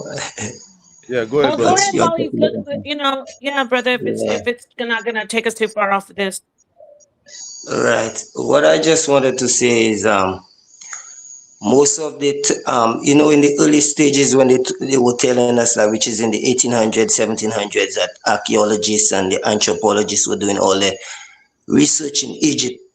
That's the terms they came up with to me, because when they met these netters and the interpretation that monotheism, animism, which is maybe worshipping of the natural things, maybe stones or whatever. So they came up with these terms, and that's what we were doing. So now you'd see us arguing what's monotheism, and if you have to do that's why it's good to go and do your own research and read. Because for instance, Moses was classified as a god, even if he wasn't maybe the capital God, but in the book he was, he's the god of Aaron and Pharaoh at the time. So, you know, you wouldn't say that's more than one God. Even the Trinity in Ethiopia, you could see like it's three male beings, right? So you won't say, and they're doing one work. To them, the Trinity is like three people doing one work. So I think we have lost the understanding. To me, we have lost the understanding of seeing many things in one aspect, like doing one work. Like that so our understanding has come down to just that. Like if monotheism is like you worshiping like the one God, maybe that one nucleus, that universal intelligence or whatever that's out there. That's how we think of it. But the letters, like you say, and the EFA and all these things are different aspects of even us, like I was saying, of the Bible. Like, for instance, you would see Tehudi. Tehudi is like the scribe of writing, and that's like our scholars. And he's also the writer of even the heavens too, like astronomy. That's astronomy, those doing the astronomy. So it's, and what modern day disciplines that we have there right now. So we're not watching it like that, but that's what it really is. You know, there's nothing like monotheism in this. We're confusing ourselves because we brought that to the world, you know, to a certain extent. So it's us to understand that, you know, it's free beings, or you could say multiple beings doing one work, showing you your character. And Napah, earlier on we were speaking about the Kabbalah. I would say one of the easiest ways to see how the Kabbalah works is through your cartoons. They use it for our cartoons from early out, you know. So it's a lot of symbolism and a lot of what they would call subtle information, and that's why we have so much, like from the whole Sesame Street, Open Sesame is like, you know, it's like magical words. You would see the count counts from 1. He doesn't start from 0, which 0 is that, like that same singularity. What we're saying is the 360 degrees circle. So you see the count counting from 1, and just a lot of things. Even just the aspect of the good and bad, like we said, the devil, you being God and the devil. You'd see that on the cartoon shoulders. You'd see that little devil on the shoulder, and then you'd see a guy with maybe like an angel with some ring around his head. In the cartoons, we used to see all these things.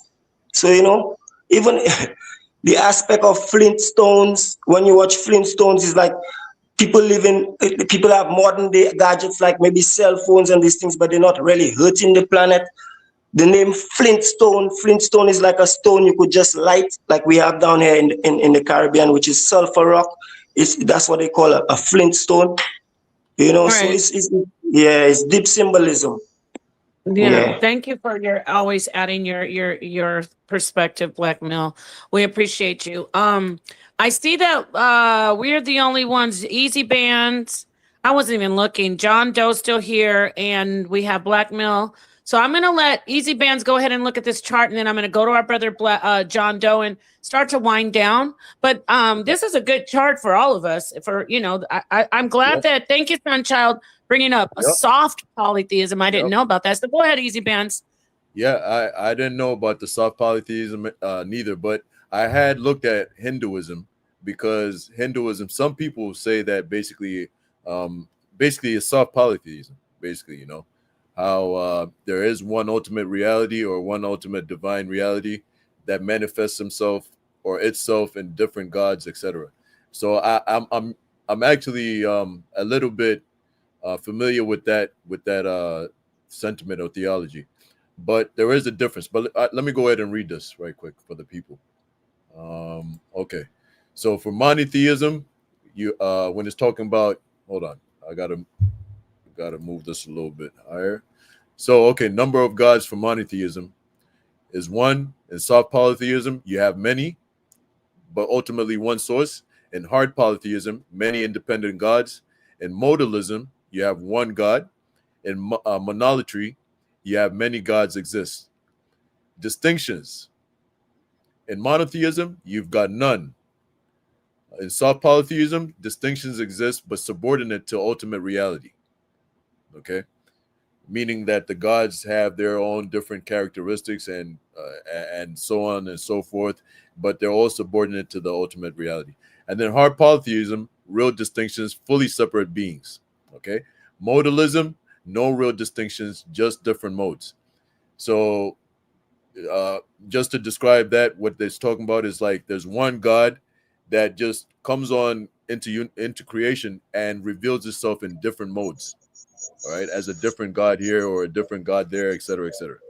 All right, monolatry. Let me just see right quick. I gotta scroll down a little There's bit. the 72. There's the 72 names of the creator of the creator. In there's a zero aspect. We Those have are El attributes. Shaddai and all these names. Those are basically So and then attributes. Yeah. we also have we one just more to reasoning read, easy Black by Milk, reasoning. my friend. Yeah. He has one more Go ahead. category. Yeah. I guess So just monolatry, Go ahead. monolatry, real distinctions. One chosen. Hold on. One chosen God worshipped. So I see where Napah was coming with that one. So the real distinct. They have these in monolatry. There's many gods. They have distinctions, but one chosen God is worshipped. Okay. Right. I'm kind of blended with the modalism and the monolatry. Yeah, I can see that. Yeah, but that's ultimate. I think monolatry, and where you said we both, you said modalism, I said monolatry, but that would be soft polytheism if you're going to get to the worship category. But I have to get off the bus with the worship of many gods. But anyway, keep going though. Ding, ring the bus, man. All right, Yeah. all right, cool. So, all right, so, go ahead, So Black he's Milk. he's gonna finish reading the rest of the list if you can. Easy bands, the worship, and then the key, like the whole list, the whole chart. Yeah, bet. So for worship, monotheism. And then the key, like the whole list, the whole chart. All right, bet. So for worship, monotheism, worship only one God. All right. In soft polytheism, you may worship multiple gods. In hard polytheism, worship may vary among gods. In modalism, worship of God in different roles. Okay. In monolatry, worship focuses on one God while acknowledging the others. So that seems a little bit, right? Yeah, no, that's on point. No, what do you mean? Like, well, worshiping one God while acknowledging the others. That's but that acknowledging doesn't mean you're worshiping them, though. Yeah, exactly. Like, exactly. Like you can acknowledge that Satan's the god of the world. You know what I mean? Yeah. Without worshiping. Yeah. Okay. So key idea example in monotheism, absolute unity, e.g., whatever. These are the Judaism, Islam, traditional Christianity. In soft polytheism, many gods are aspects of one ultimate reality, e.g., certain interpretations of Hinduism. And I didn't know that about Hinduism, but it's right with the soft polytheism. Yeah. When I found that out, I was scratching my head for a second. Why? What did you think it was? Hard polytheism? I thought it was hard polytheism, Hinduism, right? Yeah. Mm-hmm. Come to find out, it's similar to like modalism, Yeah, it is. Yeah. All right. So they give you the option, I guess, right? You have the option within the religion. Within the religion, you have the option to do either. To go. All right. So hard polytheism or soft polytheism, basically, that's what you're saying. Okay. So ancient Greek, Romans, Norse religions, that's hard polytheism. These are examples of people that practiced hard polytheism. The ancient Greek, the Romans, the Norse religions. I don't know why they didn't have ancient Egypt. What do you think ancient Egypt would fall under? Because they didn't really worship like that. It would be more what we call more soft polytheism, where there's many God aspects. They don't even like to say God, but the netters. There's aspects of many netters, many gods, and they have that one God that is a head, though, right? Like what is it? Amun-Ra or Amun, Ra. And then they have different. So I think that would be Kemet is more soft polytheism from my perspective. I might be wrong. So yeah, it's probably like Hinduism, like where it could be soft or hard, right? But I think exactly. brother Black, I think the brother Black wanted to say something. Yeah, go ahead, yeah, I would say let's take the Bible for instance. The story we're getting in the Bible, the narrative in the Bible is that Christ, the returning Christ or Messiah, if you believe in that as a Christian, right? That he's supposed to be coming through the lineage of David, what people would say, the root, stem, and branch of David, right? And then we have what we call the tribes. And then, you could see in Revelation, when you go and read Revelation, it speaks of he coming from the tribe of Judah. And if you read in some of the, even couple days ago, I think there was a reasoning with some of the other books, like the Apocryphas and these books. When you go and read these books, you would see they would have a Messiah coming through. Even the lineage of Levi also as a priest. So there's a kingly kind of thing, which is the Lion of Judah being a King of Kings, and there's also the Levi. If you go and read the Apocrypha and these things, not really in our normal King James or these things, right? Well, Black Mill. Let me just tell you, I'm on that track right now with my whole. I'm bringing out some more stuff, Easy Bands. You think this Jesus is a serpent? Can't wait. I'm bringing out Moses. Moses is Kemetic. So go ahead, Black Mill. I just want to throw that out there. Yeah, Moses is an Egyptian. Moses is an Egyptian, but the stories, what's really happening right now with us, most people that take the Bible, and the whole aspect of the anthropology, and because these are also sciences, but they prove history. So history still has science in it, because most times if they don't come up with these findings and things, maybe most people that follow in science wouldn't agree with it, So what I would say is Moses is one of the characters that maybe some people would say is a fictitious character still, which, maybe he's not a literal person, right? And then there are also, not to take away the whole story, there's also, because even what we're speaking of, reason why I gave you of the lineage of David, and it's coming down to the New Testament, and we're supposed to understand which lineage Christ is coming from, which, some people would even argue that the tribe of Judah, it was Joseph, which is the stepfather, was from the lineage of Judah, and Mary was from Levi. If you understand the whole narrative. So Christ, the Christ genealogy, the genealogy of Christ you're talking about. That's why Christ is like a carpenter. He's not a mason, you know about the masons. What's the significance of that? I mean, we're sidetracking a little bit, but I just want to hear. I know we haven't even finished our chart, Black Mill. You're giving us too much on our plate. We can't eat it all right now. I know you guys have little children. When you have to give the kids, don't put too much, because they're just, playing. Okay, they're gonna waste it. They're not gonna take it for, they're not gonna value it. So hold that thought. I'm gonna get back to let Easy Bands do his chart, and then we're gonna let John Doe come in, and we'll all and Sunchild, I see you. We'll let Sunchild in, in that order, and then try to close out. Go ahead, finish, please. Thank you, Easy Bands. All right. So modalism, God appears as Father, Son, Holy Spirit. God appears as Father, Son, Holy Spirit. It's a Christian heresy. So out of all these, I'd say modalism is the closest one to monotheism.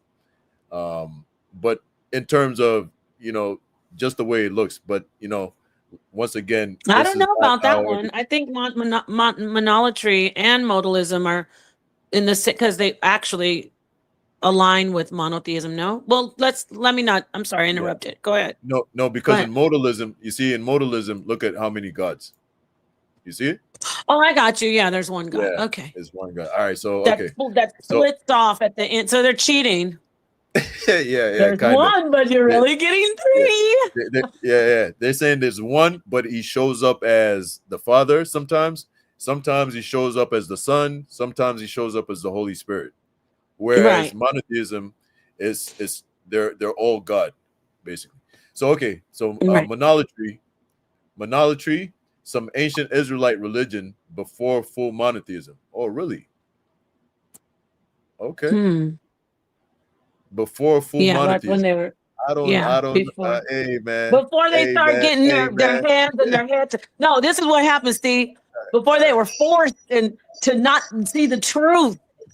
And they were scared of their mortal existence being, it's being challenged. Like when she was like, the serpent lied, because he was like, who told you to eat from this? And so she was scared. So that's how it moved into monotheism. So look, this is what they're saying. I wouldn't agree with it, but this is what they're saying. Some ancient Israelite religion before full monotheism. It acknowledges other gods exist, but only Yahweh is worshipped. So that's me. Yeah. So okay. But you know, when I look at the history of the Israelite religion, I don't see that, you know, especially when you study the Bible. But then these might be, I don't know, they might be coming up with this explanation from, scholars, opinions. Well, no, in the Bible it says don't worship Baal.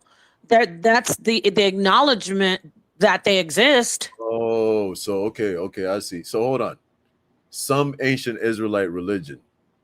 So basically it's saying that some people worship idols, etc., right? Within it doesn't even say worship though, Easy Pants. It says just knowing they exist. See, acknowledging other gods exist.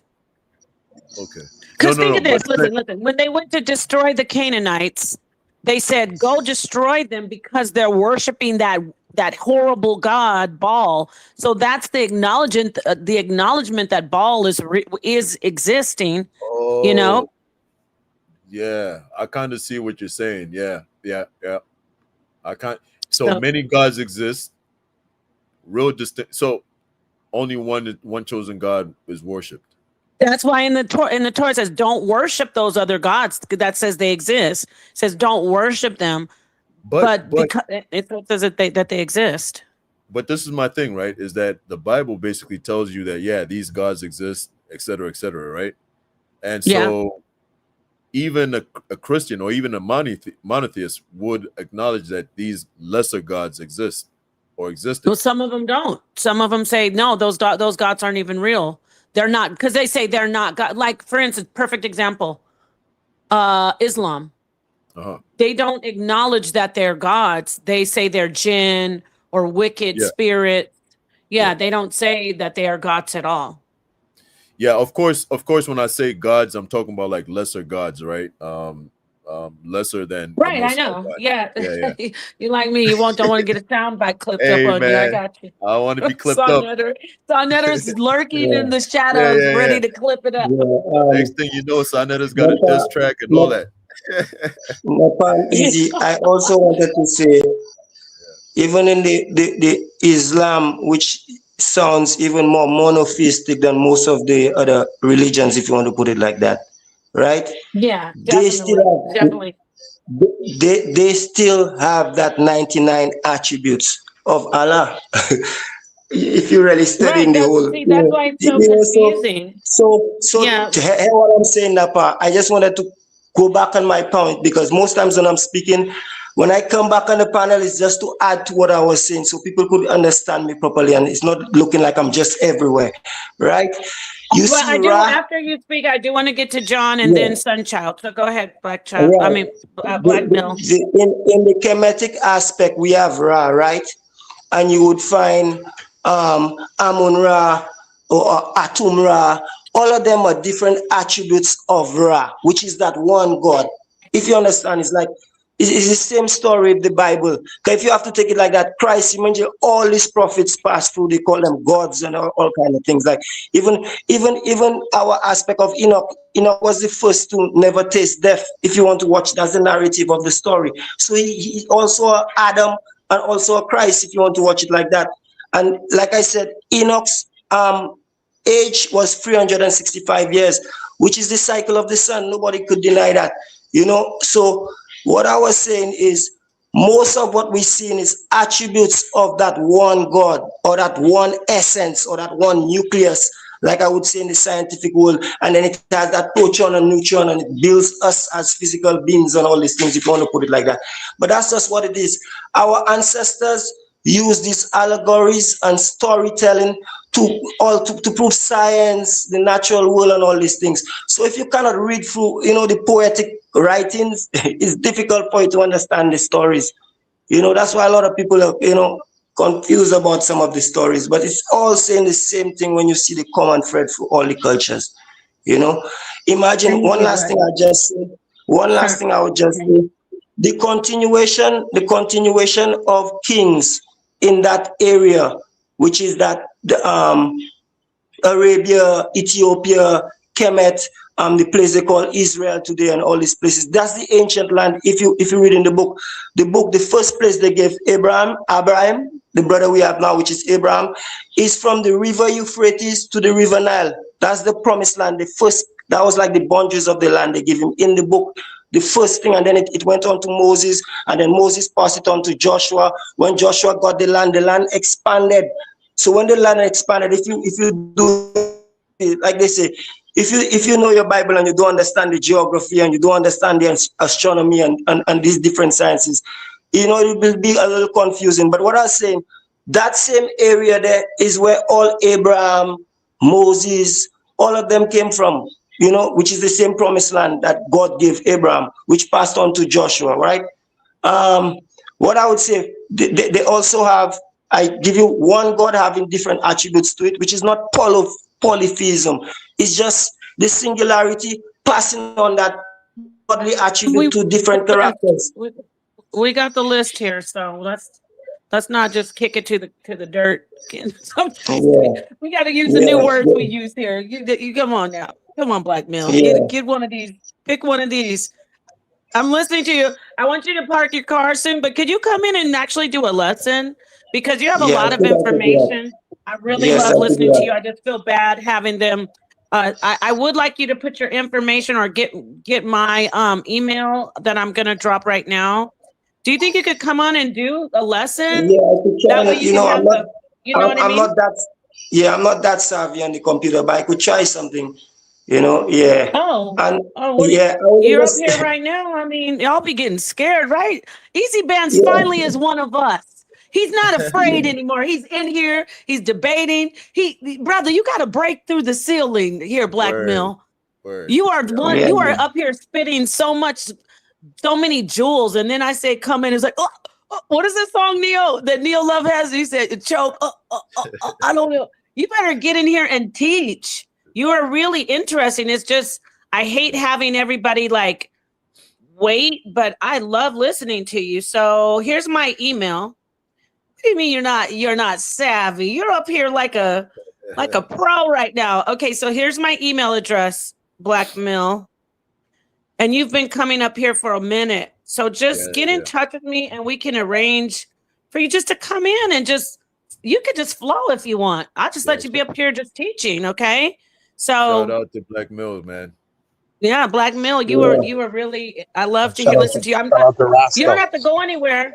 You don't have to go anywhere. I know I stopped your flow, but I know John Doe. I don't want John Doe and Sunchild to say, I got some spaghetti on the stove. I got to go let the dog out. I just want them to, John Doe, go ahead and get your final thoughts out, and I'll go to Sunchild, and then we'll go down the panel, and I'll let Blackmail close out so he can have free run at the end. So go ahead, John Doe. I just want to say one thing right quick. I don't know what it is, man, but I rocks with the Rastas, man. A lot of times, man, they got positive energy. Word up. I like him too. I rock. And we got our brother Revelation in the chat too. Look, at first, I wasn't gonna say anything, Easy Bands. I wasn't, but I got to because you said something about Rastas. I gotta put you on the big screen with all this beautiful hair.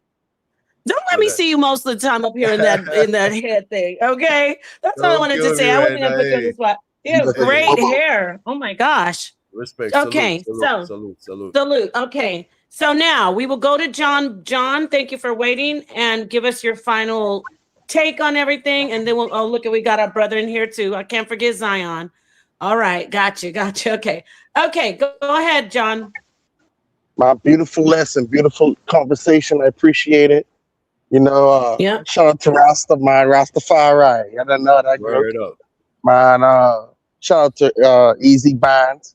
But my Mr. Napah, shout out to you too. Shout out to the Queen. Yes. But my brother. I have a question or two or three for you, Napah, right quick, because I know you're gonna knock these out of the park. So the infallible God, excuse me, my pronouncer, infallible God. The unfathomable. Yeah, it's pretty tongue. It's a tongue twister. Yeah, unfathomable. You say on, and then you say fathom, and then you say unfathomable. Unfathomable God. Yes. Right. Yes. So the unfathomable. Anyway, you had it, but got it. Right.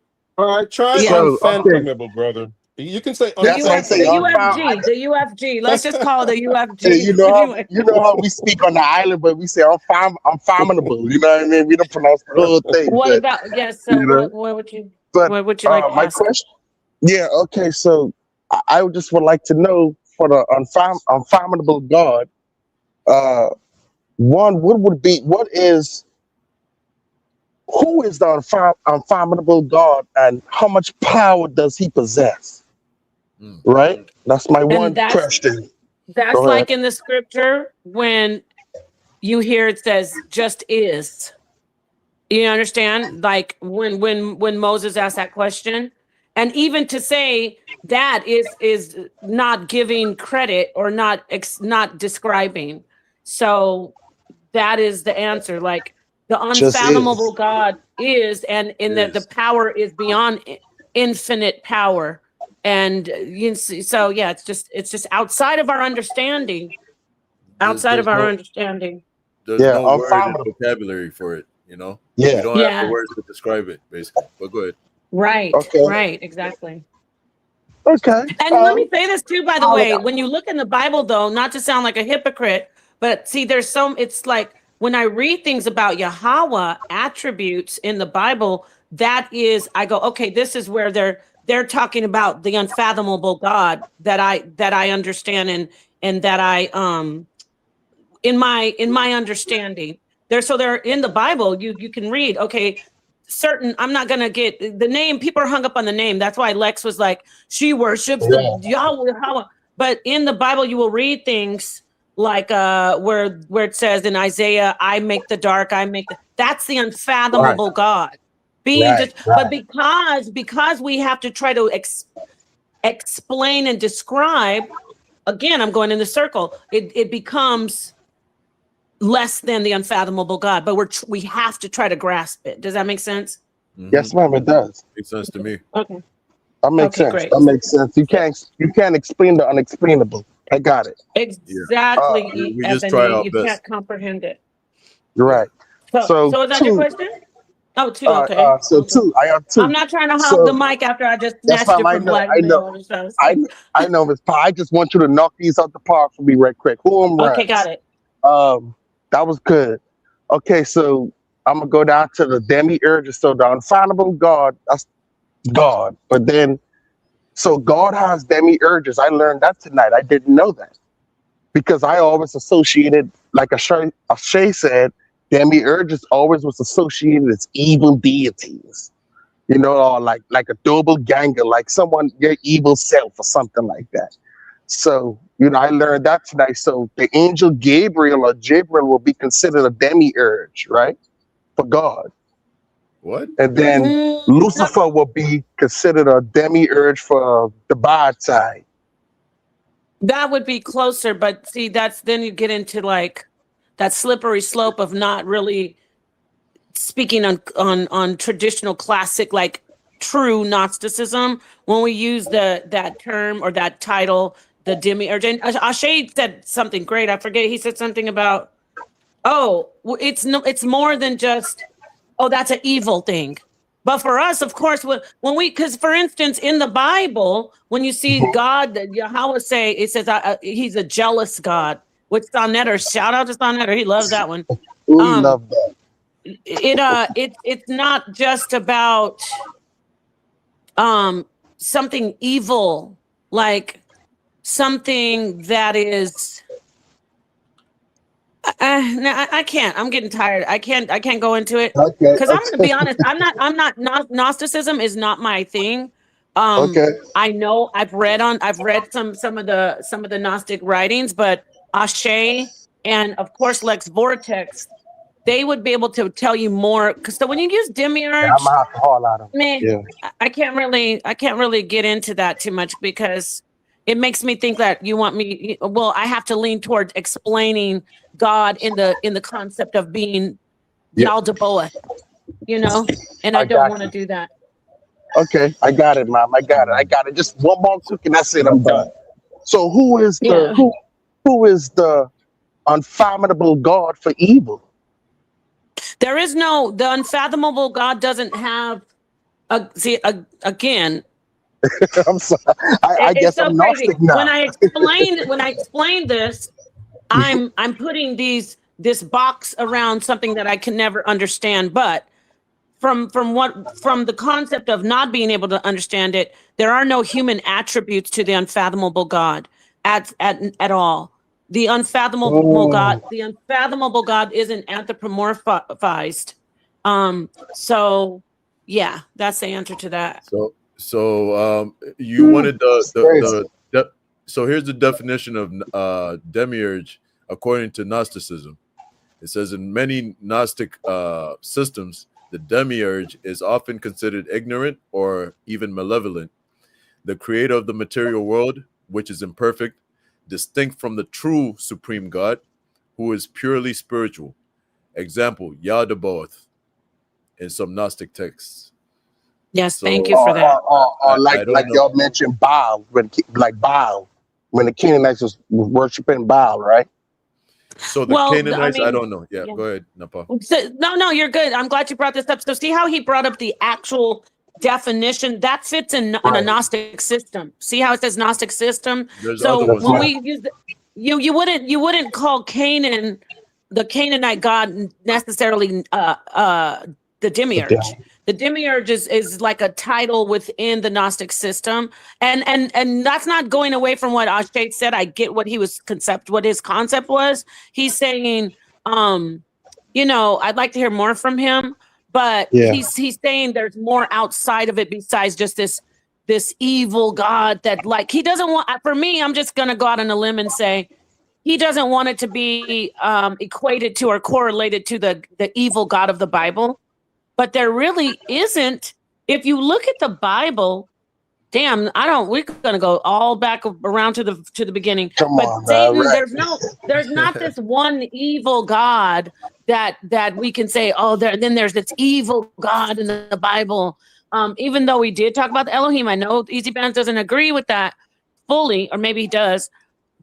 So with the demiurge, that's only in Gnosticism. So I would tell you to refrain from, just to save yourself and anyone you're talking to from confusion. You wouldn't say Baal is a demiurge. I mean, does it match? Does it match? Sure. But then that's when you could go and say Yahweh is a demiurge. You get what I'm saying?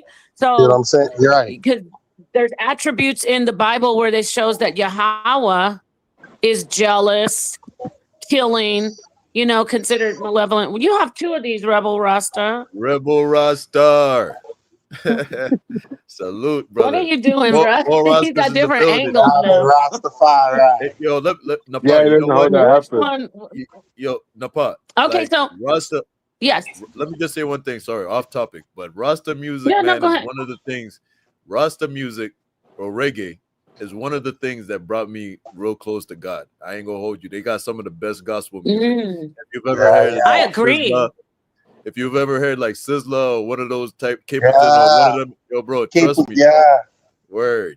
And they have a lot of gold. Yep. They'll have you like. I didn't really find that out until I went. Yeah, what? I found that out recently when I went on tour with Killer Priest of the Wu-Tang, and I met a couple of Rastas in Canada actually. And there's so much gospel music. Like, oh my gosh, they have so much good and it goes back to the 50s. It was beautiful. So I absolutely 100% agree with you on that. And Killer Priest is a legend too, man. Holy smokes, that guy's a poet, man. Like, have you heard? Oh yeah, you guys, have you heard this guy's music, bro? Like, he's got this YouTube channel where he puts out music and he's talking about all these like gods and things like. It's crazy, man. Y'all got to tune in. Yeah, but go ahead. Yeah. Easy Bands is right. Priest does have the Killer Priest podcraft, and he's over there letting Sanchez sit on the panel, and he's acting like he's brand new, not even mention me. Yeah, I see. I was hot when I saw that. I said, I know. I went live, but anyway, it's all good. Yes, Priest is his. I used to tell Priest, his music is his writing is like. He grabs a vein out of the universal mind of God and taps into it and just starts pulling lyrics out. So he's a real wordsmith. He's good. He's definitely like you know, when you're an artist, right? Sometimes like you're just a vessel almost, and it's like things are coming from outside, right? And you write something down, and you're like, yo, how did I even think about that? Like Oh Killer yeah, I Priest, do that all the time. Yep. yep. Killer And Killer Priest, go Priest, ahead. man, like his stuff is crazy. Y'all got to tune in, man. Word. Yeah, and see, Priest, see how I just gave you flowers? You know, sit Right. on that panel, let him just talk. You need No, to go back but on I there. did. That's my song. The song you heard, I wrote part of the. He did the rap, and then I wrote the other side of the Which one? song. The one I'll end it. That's me and Killer Priest at the end. It's called "Stay." Or you? It's called actually "You Are With Me," but it's called "Stay." Stay Yeah, that with was me. hard. But I'm about to find I'm that gonna play right it at now. the end. But just letting you know, when I played at the end, I wrote my own part, and he wrote his. Nobody wrote it for me. So y'all, I heard somebody ask me that one. Well, somebody asked me, and I was like, "What? I'm my own writer. Thank you. That's my own original." But shout out to the Wu-Tang. Shout out to Killer Priest, and shout out to Killer Priest Podcraft. Priest, next time you go live, give me my flowers. Because you know how many times we talked about Jesus as a serpent in the garden when I was around Priest? Because I used to be over there hosting too. I don't know if you know that. But No, Priest is I like didn't know that. sitting on that panel talking about, oh my God, this is amazing. I was like, what the hell? Like, yo, bro, I done brought this up a Anyway. million times, man. Yeah. Yes, we talked about it. He was like, but Priest, it's all love. I mean, it's nothing, no hard feelings.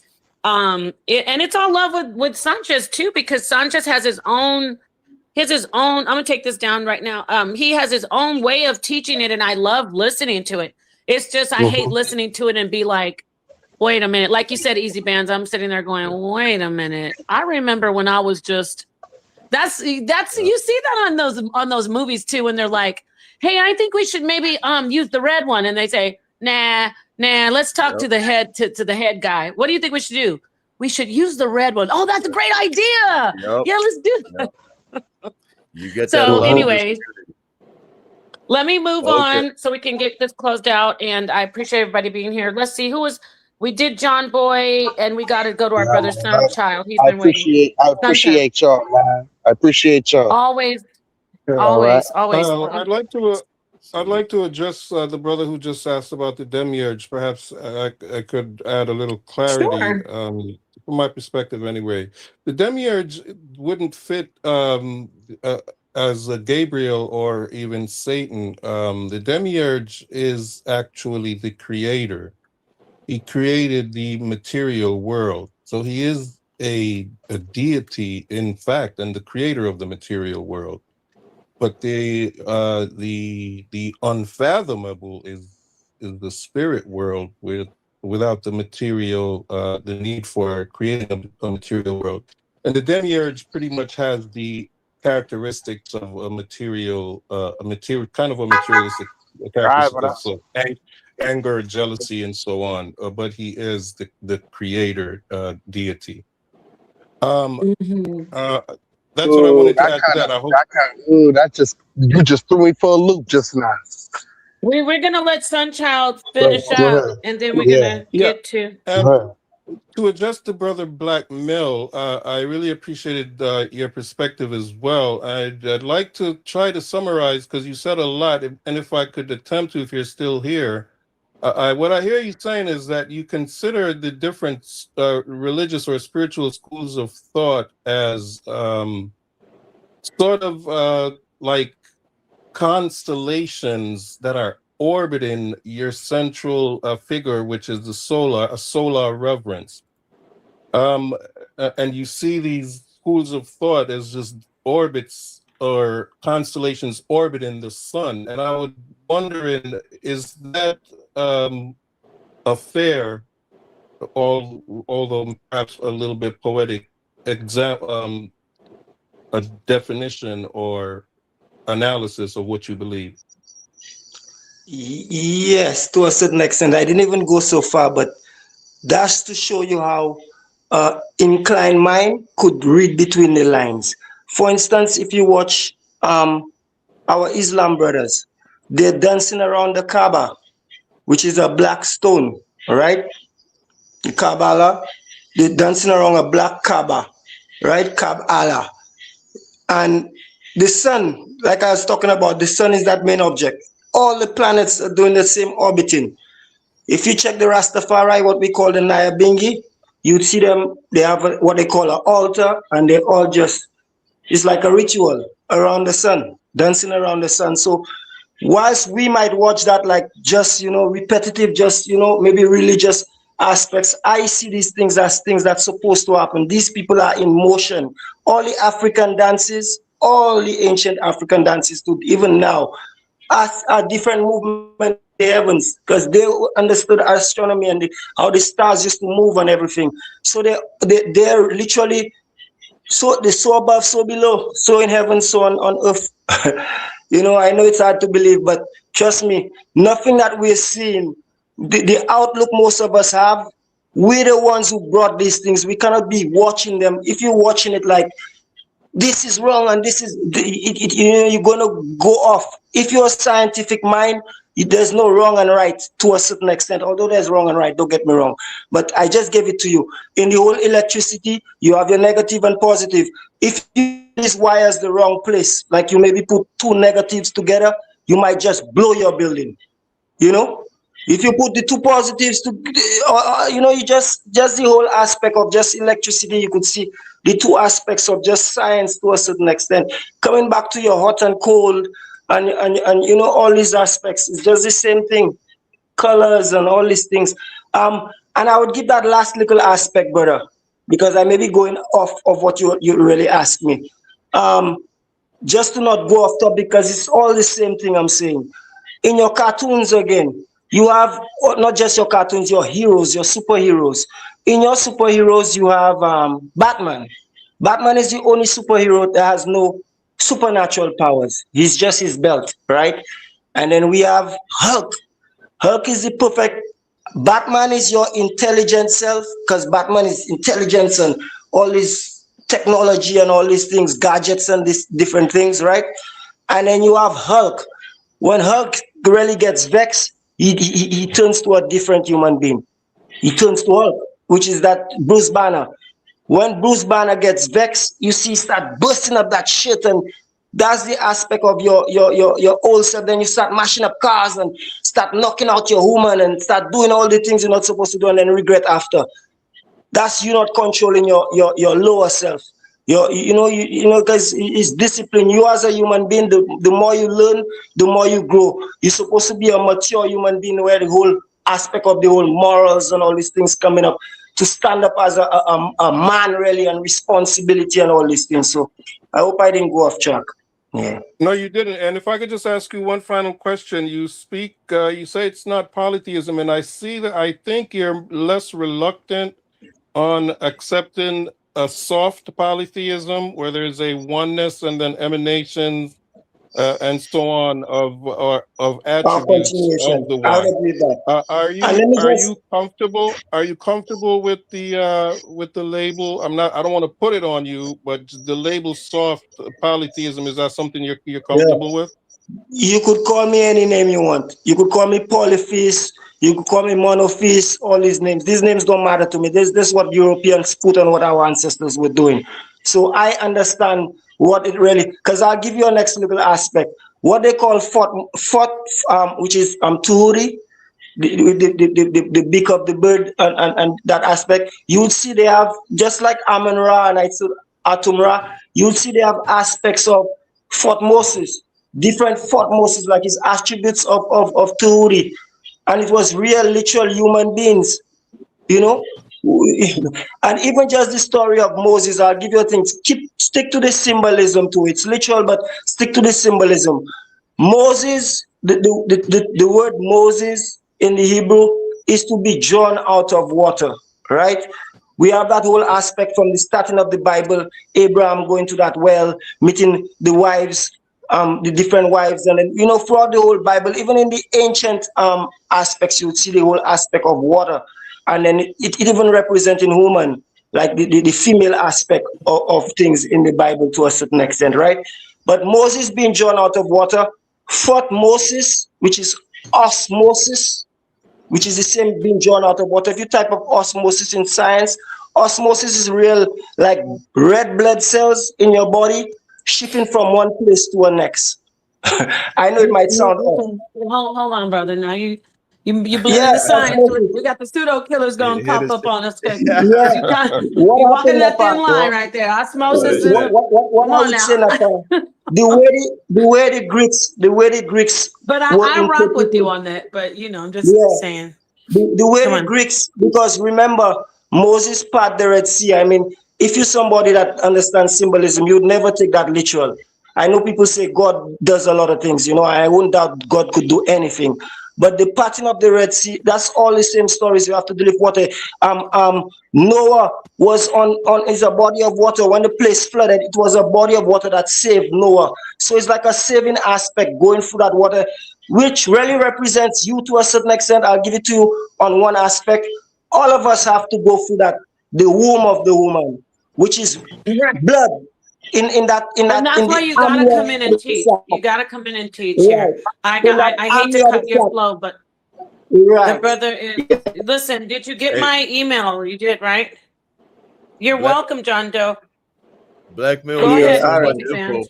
He's got so much last info. thing, He if just I wants to could drop it ask- all right now, type thing. I know, and it's good. Yeah. If I could. Yes, please, Sunchild, and then we're gonna go ahead and I think we went around for everybody. We're gonna end with you know what, Black Miller, I told you you're gonna have free ending, but I didn't get to have Easy Bands close out. Sunchild, ask him your question because the brother was asking questions. Ask him your next question or say what you need to say, and I'm gonna let Easy Bands have his final word. Yeah. Then I will go to you, Black Mill, and let you close out. Be mindful that I got to get up early in the morning. No, just kidding. You're good. You're good. I like to listen to you. But anyway, go ahead, Sunchild. What you want to ask? Yeah, thank Rebel you, Rasta Napah, hasn't spoken. I'm sorry. Oh, Rebel Rob. Oh my God, my brother Rebel Rob. See, I'm not looking. You know what? Yeah.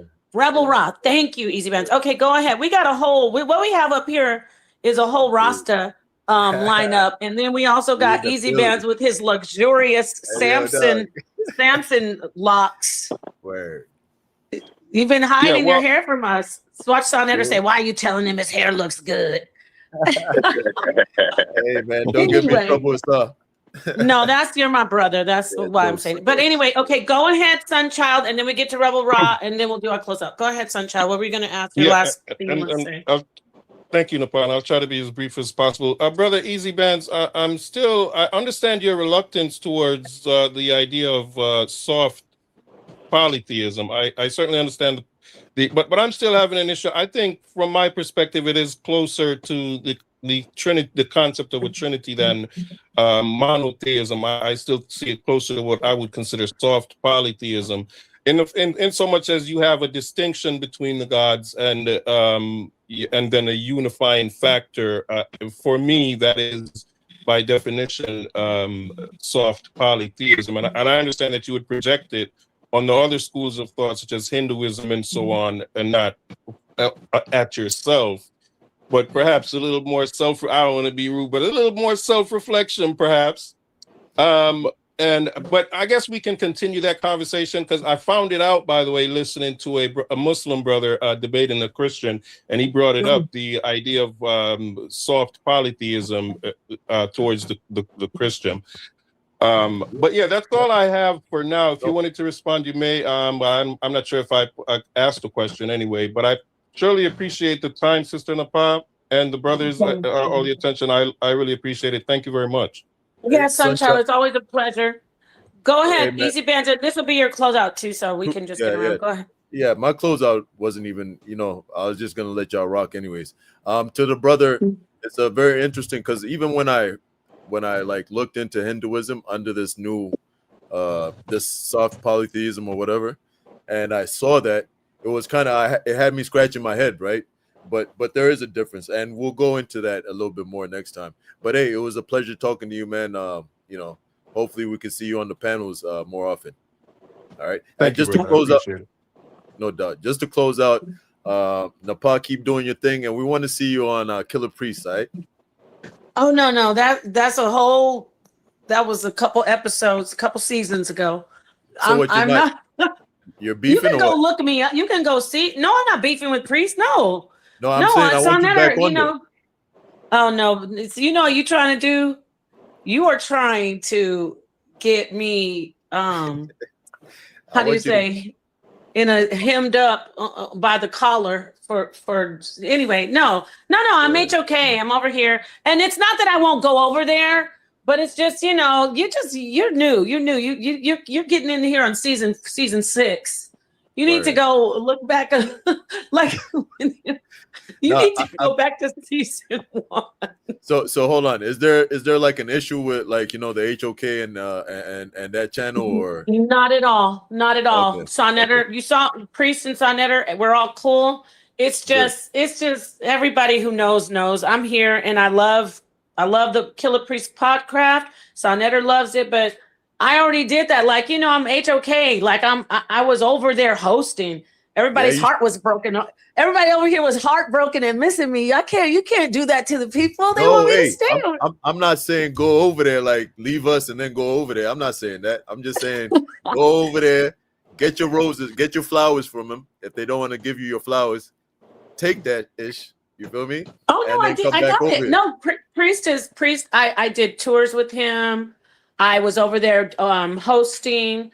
And it's just a season for me, and now I'm here. I'm back, so I have nothing's wrong with it. I just you know what you can do. You can definitely. I'm being serious. You can go in and look. Somebody said leave it alone. I know Zion. He knoweth not what he says. He knoweth not what he does. No, cool. It's okay. No, I'm just joking around. I was just over there for a minute, and now I'm back. So put it that way. It's all good, and it's nothing against Killer Priest. We're cool. He's cool. Everything's great. But everybody knows that. It's just I was over there. People were missing me in the HOK. You trying to get rid of me, Easy Bands? Is that what it really is about? Hey, man. No. If anything, I'm trying to get you to go over there and cause a fire and make them come over here. You feel me? For the smoke. Oh, they are. A lot of people are here. A lot of the brothers and sisters go back and forth. We we're a small community, and I'm glad you brought that up because we are a community, even though we're online, right? And that is why I was like, oh, heck no. We know who teaches what. We know who brought out what doctrine, who's been doing all the research and stuff. So that's why I was like feeling some type of way about the thing with the Jesus is a serpent in the garden. And shout out to Sonetter for even doing that, like just going on the channel and do it. Yeah. So yeah, everybody knows everybody here. It's like less than 6 degrees of separation. But definitely go check out my builds that I did over there. And you know what? You're telling me to go over there. You need to spread your wings and go over there too. Sonetter's going to kick me in my butt saying, you sending my people. You know how Sonetter loves he's like, I want all my people here. Nah, cool. The one time he caught me on Garfield's channel, he was like, "Oh, you over there by Garfield, eh? I see you, bro." I said, "All right, cool, man. I'm not doing it." And because this is the epitome of debates in the Black consciousness community. This is, if you looked it up, you would see what's the best place to do your information. It's the HOK. He put talking about people not getting their flowers. He put a lot of blood, sweat, and tears into this. And that I'm not saying don't go over to Killer Priest or other channels, but why would you want to? This is what I said to A1, the brother in the chat. He's like, you need to come over here. And the I said, why would I go from the Broadway stage in New York to stand in the middle of Central Park pop locking with the hat in front of me and a sign saying, please donate. So that with that said, and all love to A1, it's no diss, but this is where you want to be in. Sonetter, you're part of the HOK. This is the toughest environment. It's all love. Guys, damn, I'm over here sweating over here. Somebody save me. Somebody take the mic. Where are we going? Okay, peace, Easy Bands. Peace, people. You trying to get me back. You trying to get me back for saying your do-rag is a bonnet. I know that's what you're doing. You got me. Hey, no, you did it. You started the whole thing. You got them calling me names and all types of stuff, man. I didn't like that. For the record, I felt bad because when I said bonnet, I really wasn't trying to like, for me, I don't want to say do-rag. Nobody's like a bonnet for me is cute. I did a show. I used to do a talk show called the Sister Sit Down. And we all put on bonnets I have that show on my channel. We all put on bonnets for our show. Because I don't think people should beat up on people for wearing bonnets or do-rags. But if I'm taking a picture and I had a head full of hair like yours, I wouldn't want to have my do-rag on or my bonnet. So when I said, don't take it on your bonnet, I saw them in the chat like they were saying bonnet. Oh, they bonnet went off, man. They went off. That's how it is. You have tough skin, though. You have tough skin. So, Word. Yeah. All right. Thank Anyway. you. Thank you for bringing me up, Napah. Thanks. Yeah, brother. It's always a pleasure. I'm looking for it. Look, before he leaves or when he leaves, I just want to show y'all his debate is coming up. It's going down. And I'm so glad that you did not. Where is that? Let me get it. Here it is, right here. Oh, that's not it. There's so many. I'm glad. Here it is. I found it. We got Sekou going up against our brother Easy Bands in the flesh. Both of them will be on the panel, on the Zoom. It's a paid donation debate. The link, I'm sure the link is in the chat for you to get the tickets.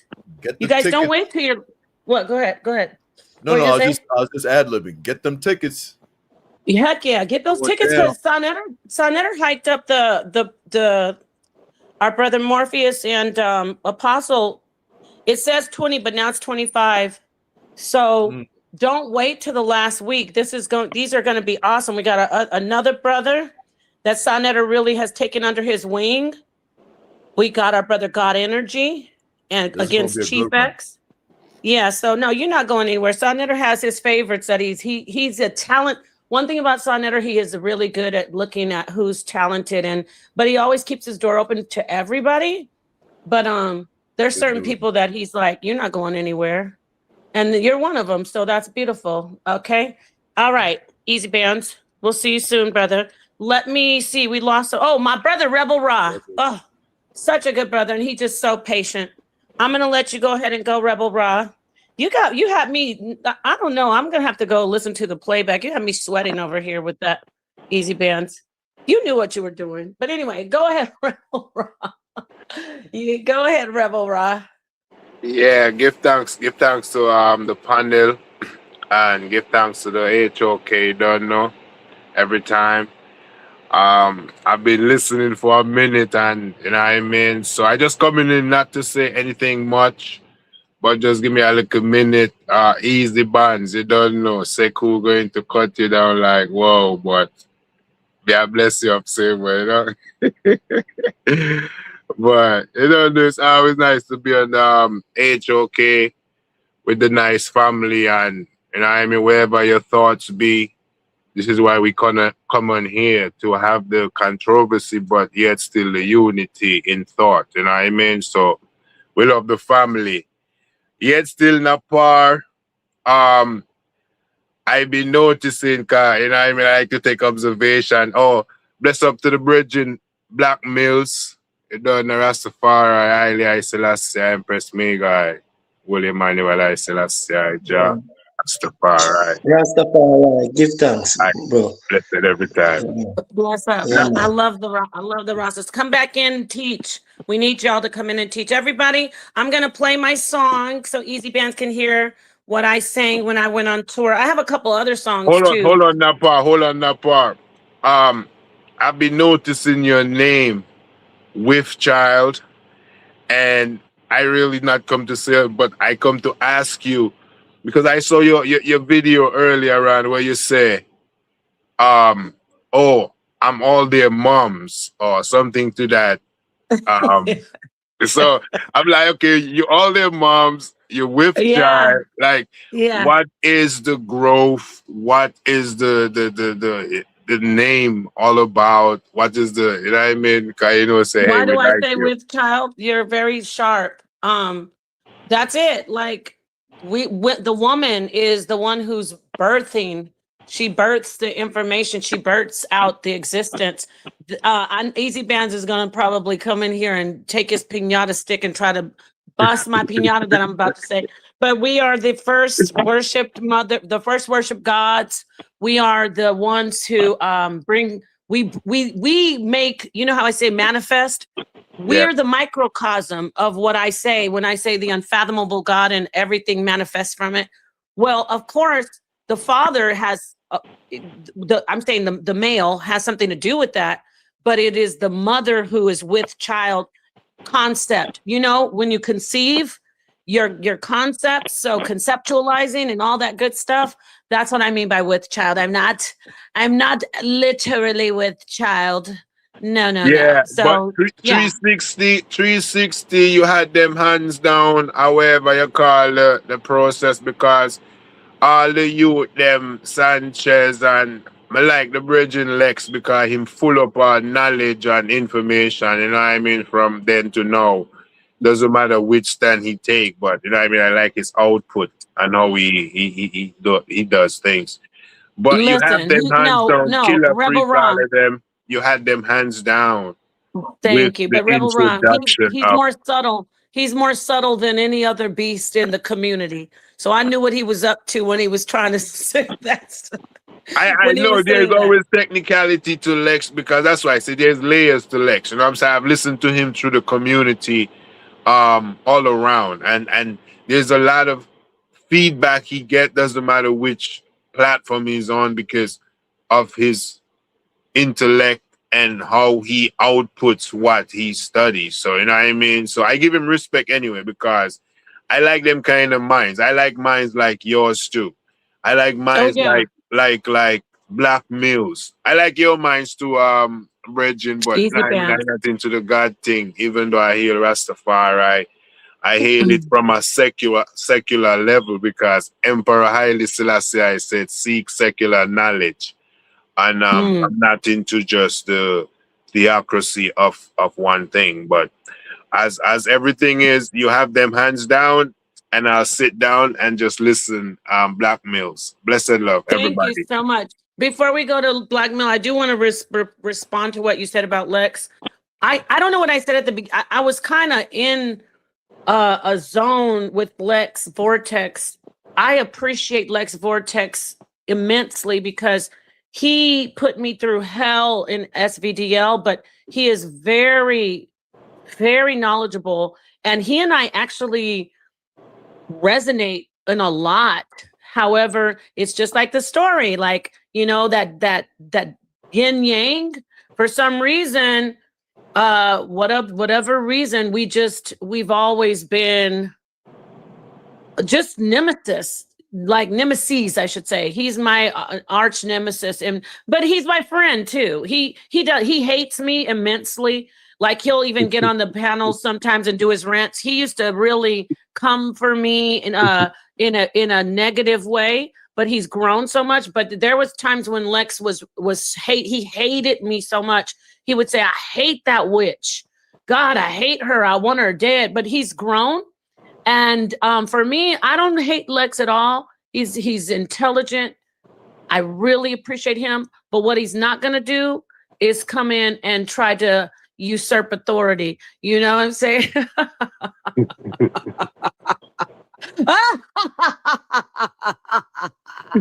Anyway, with that said, go ahead. Go ahead, Black Mill. Yeah. Go ahead, Black Mill. That's my evil, sinister. I'll give thanks to my teachers, which is Honorable Priest Isaac. He's been on this Saned a couple of times. I think Saned knows him personally. Who breaks down most of what I'm speaking of. You know, I'm like a student, I would tell you. But first I would say, you know, like I was talking about the sun. The sun is this, like, if you know, we're in the today's what, the 24th or the 23rd, which is the winter solstice.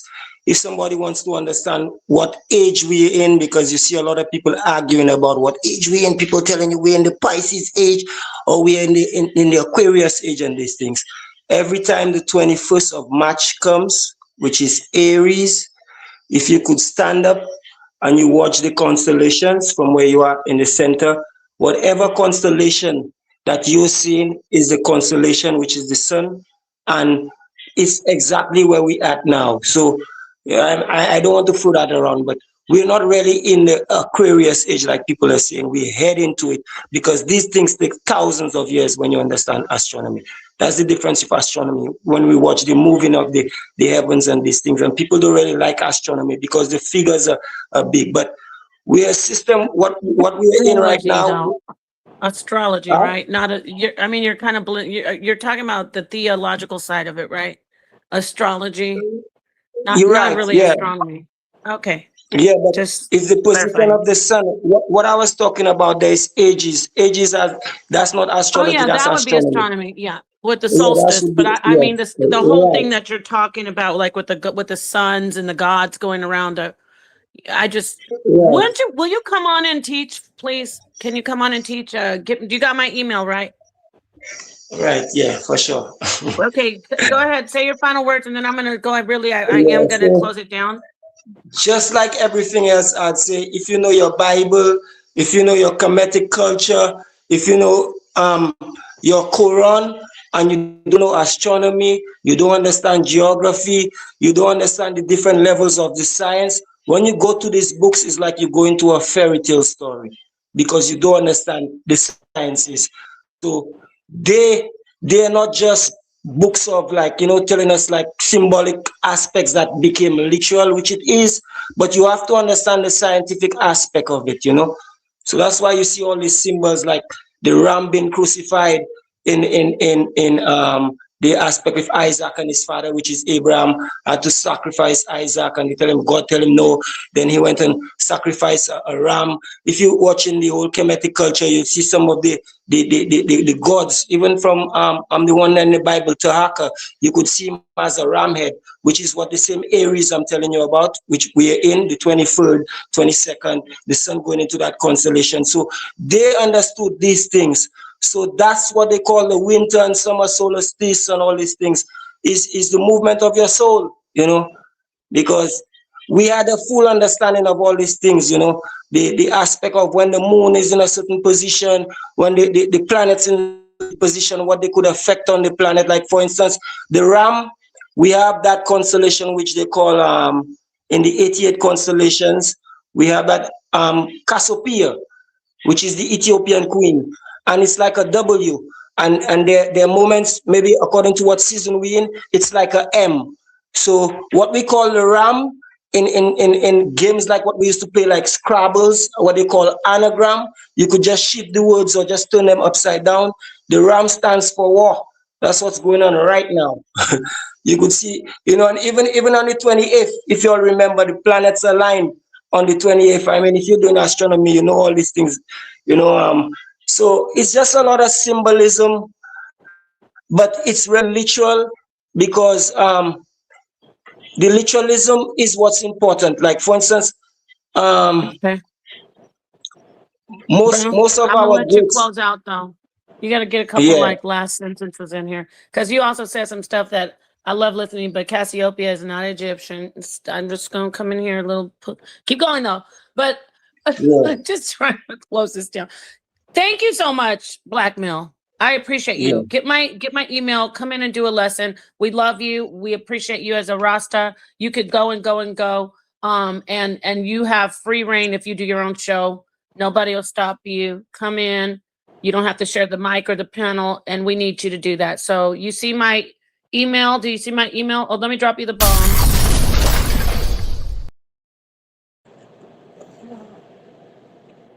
She's Ethiopian according to Greek mythos. Cassiopeia is Ethiopian? I thought it was a Greek mythology. Yeah, I'm confused. Okay, I get what you're saying. I get what you're saying. Yeah, She's in the stories. Yeah, she is. She is. Yeah, She is the queen of Ethiopia, I believe. She's the queen of Ethiopia. Yeah.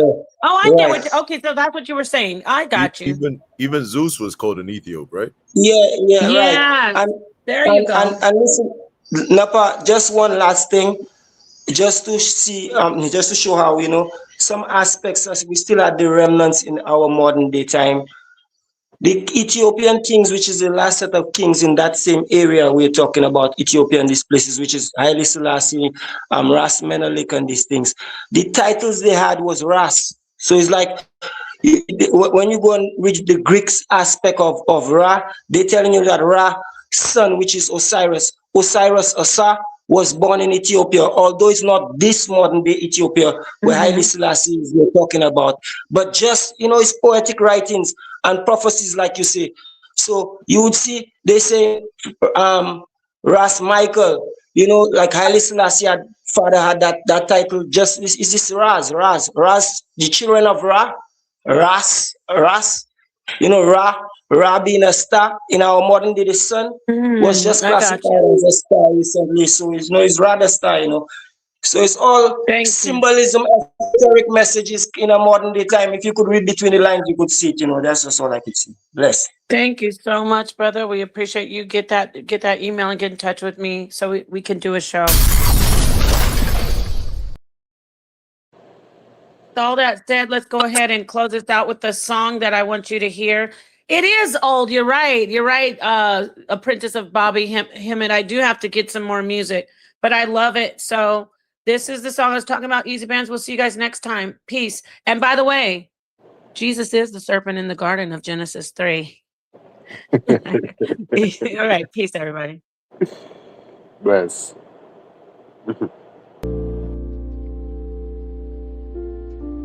It's me like it's at the light.